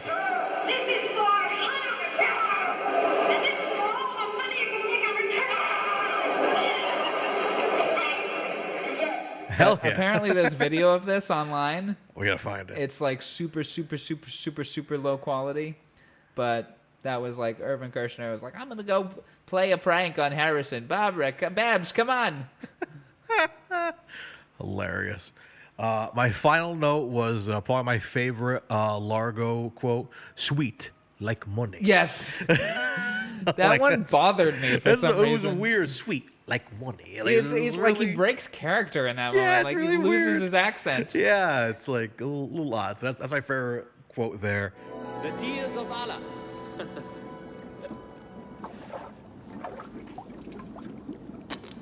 Sweet like money. Then I slit your throat. So yeah, then after that, yeah, the whole ending really quick. Boom, pool, funny little bit with Mr. Bean. It is a cute ending. Yeah, wink, 007, credits. Like I do like it's cute, but it's not nearly as cool. It's not nearly as cool as getting pulled up by a plane. Yeah, it's like That's so cool. The classic. I love the classic, escapes at the end of the movies. So those are always the best. But yeah, the Thunderball one, we're ranking it like Bond endings. There's so many of them. Like even the Roger Moore era of what the original ending of this was supposed to be? What's that? That he and Kim Basinger were going to be walking down the street and they cross paths with Roger Moore. Really? Really. Connery and Roger Moore were friends. Ooh, but legally they couldn't do it. Oh, man, that would have been cool. Wouldn't it be funny if we did that, Sean? Yes, it would be. I don't think we can do it because of the lawyers, though. I think Doctor Strange portal opens up and Roger Moore comes out. That would Doctor Strange portal? Or How I Learned to Stop Worrying and Love the Portal? But yeah, so all in all, fun ending still for the last sort of the literal wink. This whole movie, that wink at the end really says the whole movie. We just kind of did it for fun. It's like, hey, what if Connor did one more for fun? And that's what this whole movie really felt like. And yeah, we'll talk about the actual feelings in our ratings coming up. But yeah, you have anything else to add? Well, you said this movie feels like a bit of fun. Thunderball feels like a movie made for the sake of making a movie. Never Say Never Again feels like a movie made for the sake of spite. I've got the rights to it. I'm going to make it now. Like, well, you're not really a great filmmaker. Doesn't matter. You know what I mean? Like, a lot of the style and grace and charm of Thunderball is lost in this movie. It's got charms for sure, but none of the charms in this movie match the charms of Thunderball. Absolutely, I don't yeah. think. Yeah, just the vibes are different in that one. Just with the sort of, we see more of the culture of the Bahamas in Thunderball, The where we Junkanoo. see the dancing and we see the festivals and all that. We see more culture there. Where, like you mentioned earlier, everything feels very empty in this, and you're just kind of run through sets, and there's no life to it. Very much. Where is everybody? He's shown up at casinos and fucking A drabby-looking casino, too. Yeah, the massage parlor and shit. So it's like, that's the whole thing of Thunderball. Like, it almost feels like a vacation movie. You know what I mean? It's like if I'm at if I'm like in Florida or something, and I was to pick a Bond movie to put in the background, Thunderball. Because I'm like, this feels like a beachy vibe, and I'm like, I want to go on the Thunderball vacation, not the Never Say Never Again vacation. Yes, that's the best booking a way. cruise package. That's the best way to put it. Yeah, because I think like the real life 007 beach is in Jamaica. Ooh, I want to take or it. Bahamas, but it's like a nice little beach area. It's called 007 Beach, and it's beautiful, like a little touristy area nowadays. But yeah, I'd rather do the Thunderball package than the Never Say Never Again package, where you're not doing as much fun stuff. But yeah, that's all I got to say about that. How about you? I think that might lead us into our next section. Oh, man, you guys already know after we have a discussion about the film, we go into the full score of everything. We score, of course, the film and Connery himself. We also score of the SHs, the sexy rating, and, of course, what's the last one? The score of the movies, the music score. Yeah, we got the SH, the sexy, the score, the film, the shot. Those are our 5 ratings. But before we do that, take a Connor P. Let's take a Connor P. Connor P. Right back. My martini's all wet. What? Wait, no. You got me all wet, but I peed my pants. What? All right, Connor P time. Connor P. It's Connor P.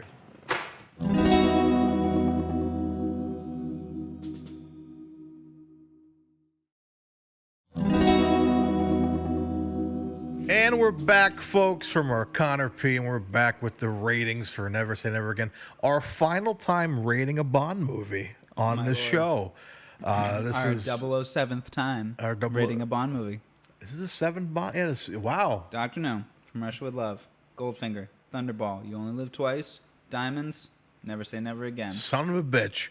Meant to be 007th time and the final time we're doing a Bond movie. So, of course, we're going through the rankings here. We're going to start off with the SH. I want to start with you, Dylan. What do you think Mario, here? I'm going to come right out and say it's an 8.5. Mm-hmm. It is pretty damn thick. I think I'm going to stick with the 8.5 as well. Yeah. This is old Connery. This is old 80s Connery, and it's even in the My Name is Bond, James Bond. Even there, My Name is Bond, it's thick. James Bond, which also I'm not nuts about that delivery either. Not a good delivery at all, but it's better than the one he did in Diamonds. Diamonds. Yes, My Name I is agree. Bond, James Bond. Yes, I agree with that. My name is Bond. James Bond. My name is Bond, James Bond.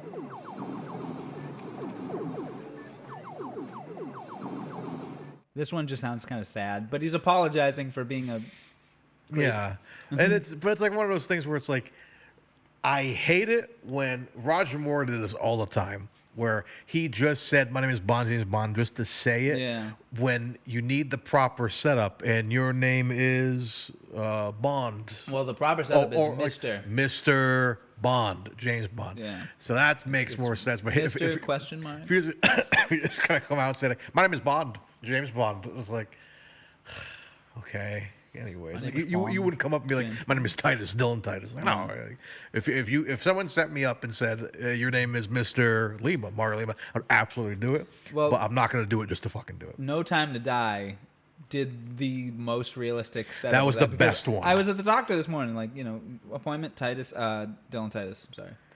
Like, I wasn't doing it on purpose. But the way he did it No Time to Die was brilliant because it's like, Bond. The first one he did, the first movie, the theme song is "You Know My Name," Yeah. and in this last movie, They don't know nobody his name. fucking knows who he is. He's like a fucking old guy, and he's like, Bond. And it's like, The guy's like, yeah, it's like okay, we got like 6 Bonds that work here. James Bond. It's like, okay, and then give the visitor badge.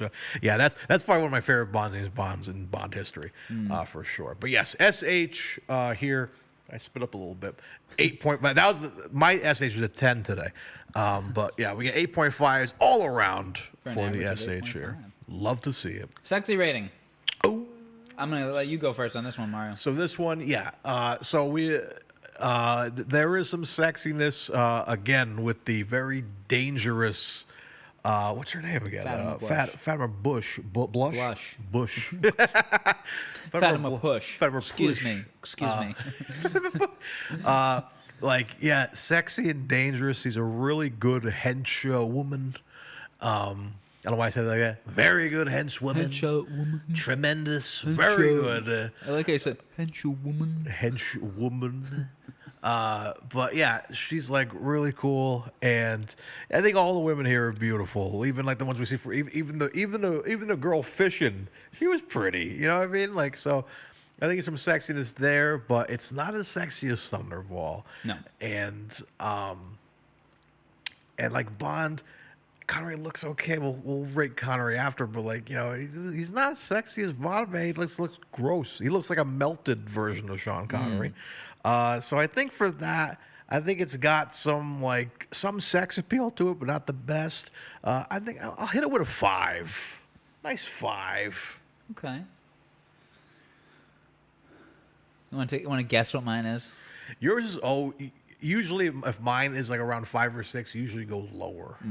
So I'm guessing yours is going to be a 2. 1. Oh, 1. Okay. I don't find this film sexy at all. Not even the women don't say I it think, for you? Yeah. Barbara Carrera as Fatima Blush is gorgeous, and Kim Basinger is very beautiful. But nothing sexy. Nope. Oh, no. okay. Connery looks good with his shirt off. We didn't really talk about it. Did you like that fun, like the sex scene with Blush and Bond? And rolling around in the ship? Is that really weird, like her stretching out? Yeah, like he's getting pulled in. Holding her down. Yeah, I was like, I don't know what's holding her as she I was like, I've never done that sex movie before. But I do like. You've never done that one before? No. No. Well, maybe you can show me later.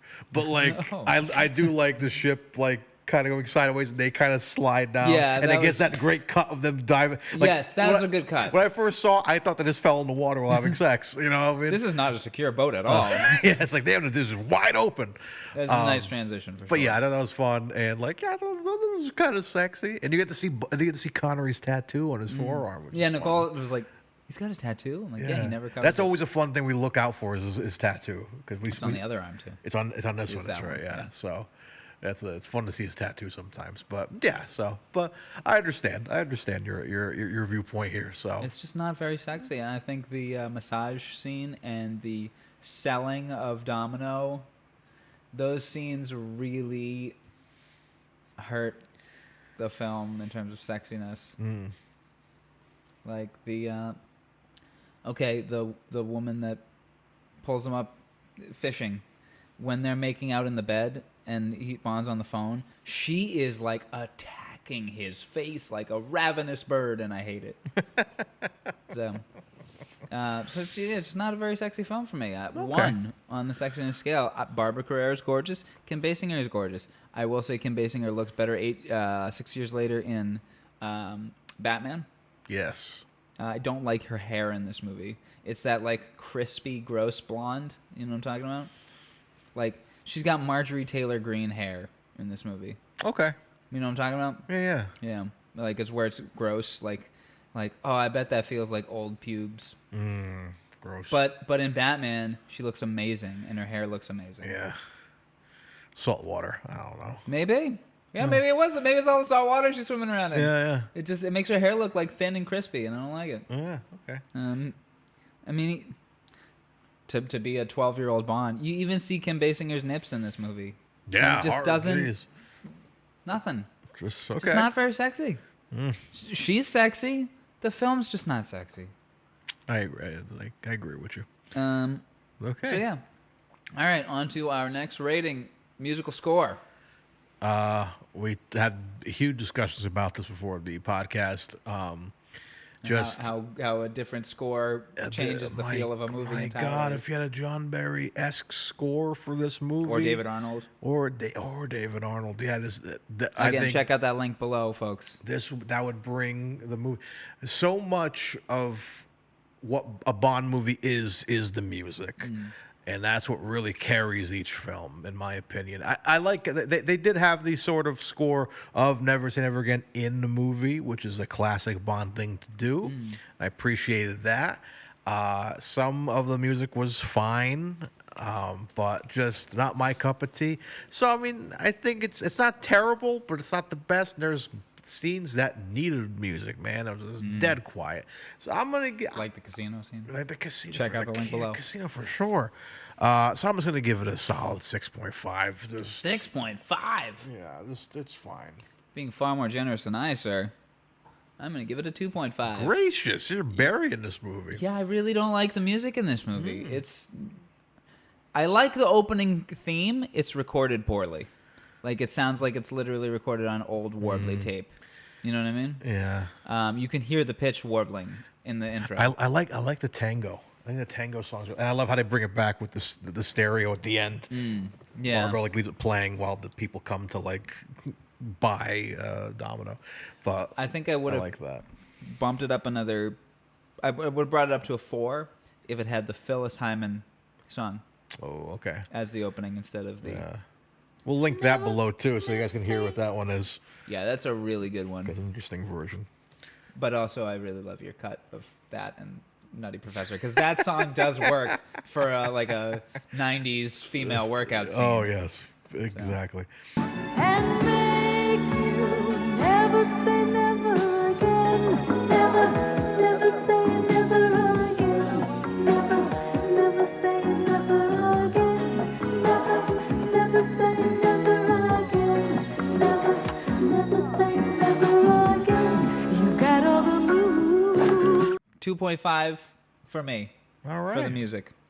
All right, which brings us to film rating? Oh, the Sean film. rating. Which one are we doing first? Oh, film. We'll do Film. film first. Okay. You want to go first? You want me to go first? You go first. Okay, Mario. I was excited to rewatch this one for some reason. When, as I said years ago, when I was getting back into the Bond, as I said years ago when I was getting back into the Bond films, Never Say Never Again was one of the ones I wanted to watch, and I really liked it. Even though I knew that it wasn't like a real Bond film. This time, Mario, did I tell you that this film took me 3 days to watch? Took you 3 days? Really? Yeah. Really? This film was a chore. Really? Really. Like, I took time to stop watching the movie to edit that casino sequence with new music. You know, because I was just... This film was a chore, dude. This film was an absolute chore to watch. And for that reason, I'm going to give it a 2.75. Jeez. 2.75 for me. Gracious. A big 2.75. Wow, okay. Yeah, I didn't... This might be the last time I watch Never Say Never Again. I might never watch Never Say Never Again. Never say never. Again.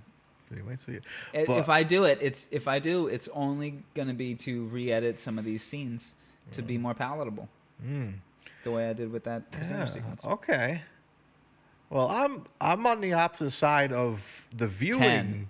No, that's not 10. But like the opposite side of like I had no problem watching it. I actually was like more like I was more invested in this because of what Thunderball did, and I'm like curious to see if what worked better, what didn't work. I think certain things made more sense in this movie.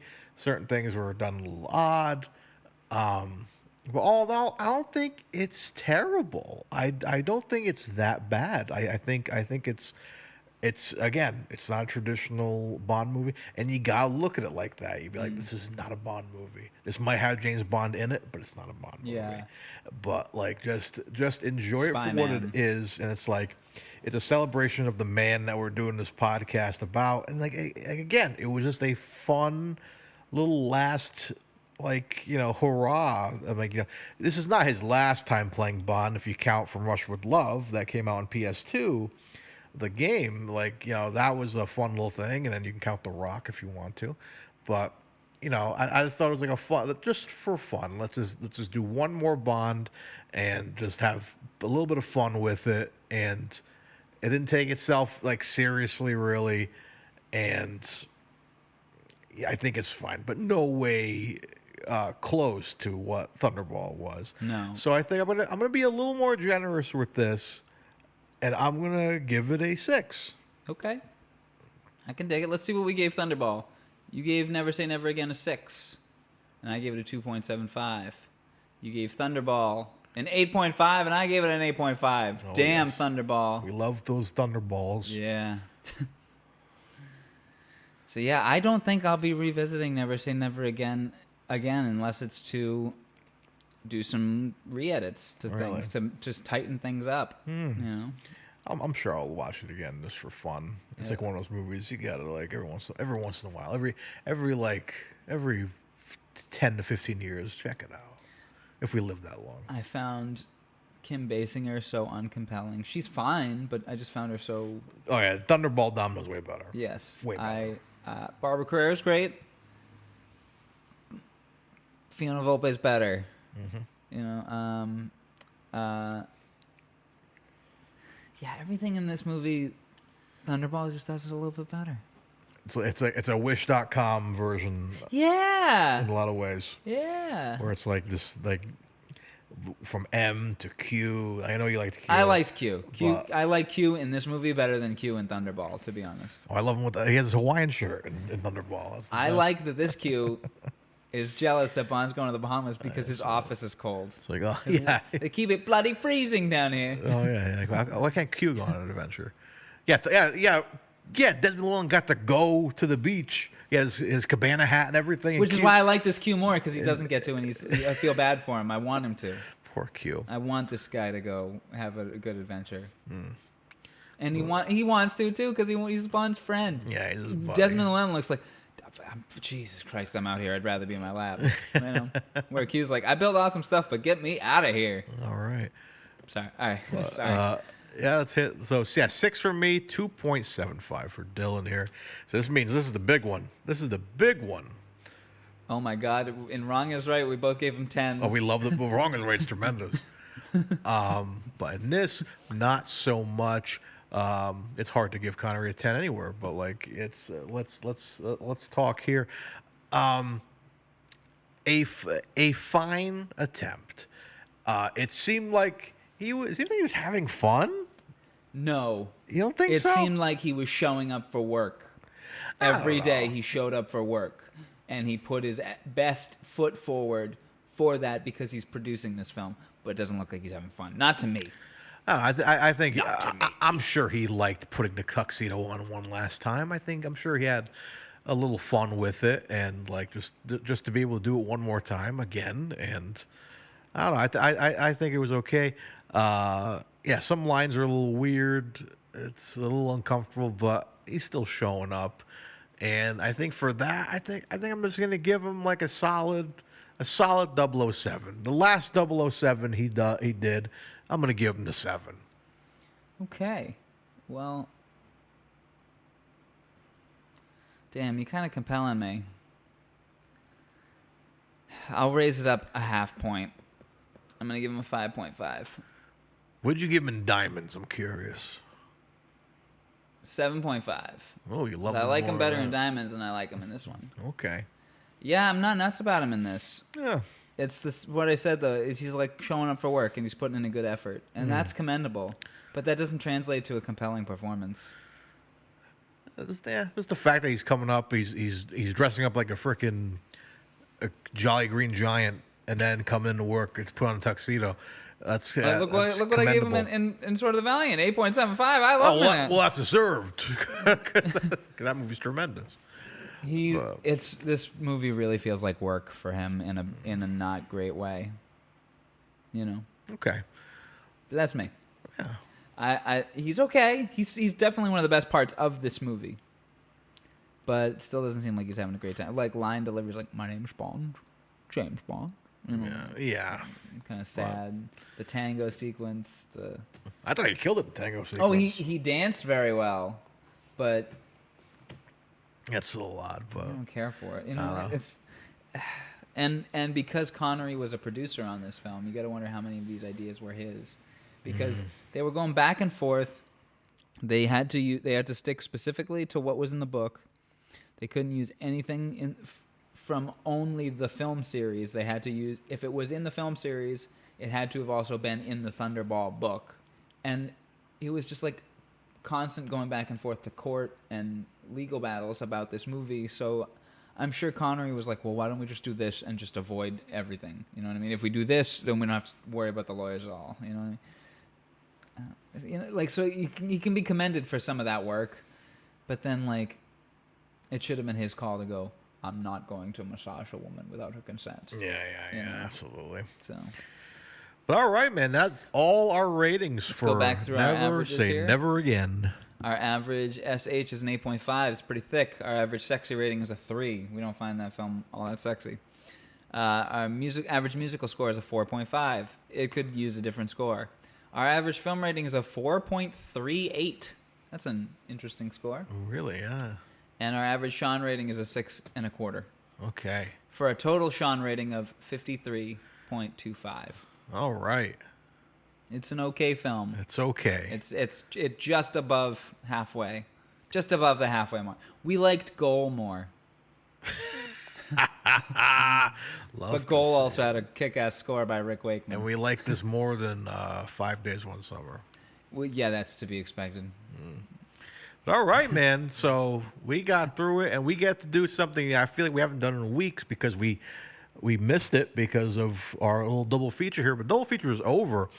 We're going over to wheelofnames.com to spin the Wheel of Curiosities to find out what movie we're covering next week. Again, this list is getting smaller and smaller, and I'm terrified. I'm terrified. Again, no more Bond films to look forward to, but still some good classics here to look forward to. Dylan, what are you hoping for this week? I could totally go for Highlander 2 because we get Sean Murphy back. Yeah. I could totally go for The Hunt for Red October because I love that movie. I could totally go for Time Bandits because the guest we have on that is, if that guest is down for it still, it's going to guarantee to be a good time. I mean, as is Sean Murphy. As is the guest we have for Hunt for Red October. Any film we have a guest on, I hope for. But those are the three I really want: Highlander 2, Hunt for Red October, and Time Bandits. What I don't want, I'm okay with Lilacs in the Spring, but we're gonna have to cover it eventually. The very first film where he's an uncredited extra, we're gonna have to cover that eventually. Oh yeah. Not really in the mood for it right now, but if we get it, we get it. And I don't want the Red Tent. The Red Tent is really good, but it's really depressing, and I don't know if I'm in the mood for it right now. Okay. How about you? I think I'm there with Red October and Marnie. I kind of want to see Marnie because it's young Connery, Bond era kind of It's Hitchcock. Connery. Yeah, so I think I'm in the mood for that because I always, when we look at his IMDb, if you let it play for a while, it'll play trailers from his other movies. And I see a trailer for that, and I'm always like, oh, I keep forgetting that thing exists. I always think it's a Bond movie right away. You know? Yeah. So I think I'm really ready for that. And, of course, Red October, because I do like Red October. Great movie. And I would like to see the Anderson tapes as well. I really like the Anderson tapes. That's a good movie. Never seen it. It's fun. Another Sidney Lumet one. So, yeah, that'd be nice to see. I think the only ones I don't want to see, I don't really have a one I don't want. Like, maybe not, like, I don't know. I have none that I don't want to see. I'm also excited for Entrapment. Entrapment, okay. I've heard nothing but good things about Entrapment. I'll say Robin Hood. I'm not in the mood for Robin Hood right now. Okay. Well, okay. Get him as King Arthur again, I think, right? I think so, maybe. I'm not sure. But okay, so Mario, what was that? We'll see. Oh. But well, Mario, I think it might be your turn to spin the wheel. It's finally my turn. Your turn. Your first time in the Proving Ground. Because the first time it was you, and we landed on Thunderball. Yeah. And that was it. Yeah. Yeah. And then we've never spun since. So this will be our second spin in the studio. All right. Well, So, I'm honored. I'm gonna hand that to you. You want to shuffle? You want me to shuffle? You shuffle it first. Okay. I always fuck up with that mouse. I'm going to shuffle. You tell me when. And go stop. Alrighty. I like that. Okay. There you go, bud. Do that very gently. Probably just navigate on your knee there. All right. All right, Mario. I think that it's about time. How about you? I think it's about time that we... I want to click his face. Come on, you. Maybe do it on the table. Oh, wait, no, I got it. Yeah. There we go. All right. Well, with that being said, guys, it's been a great episode. We're ready for the next one. So, oh boy, if you'll indulge us, it's time to spin the wheel of curiosity.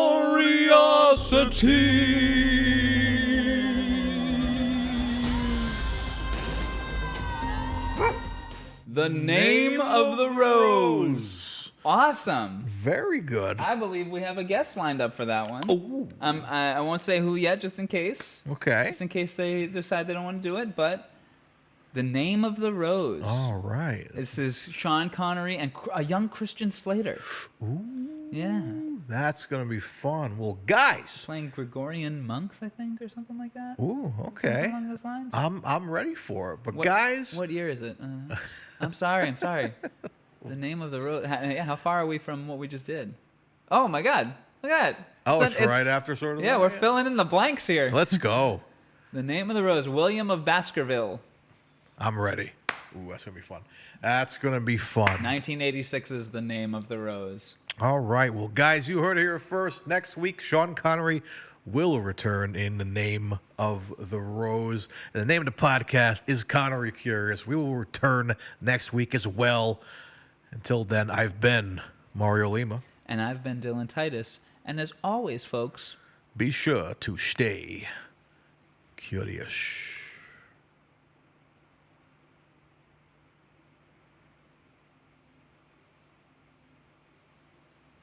Okay. All right, there we go.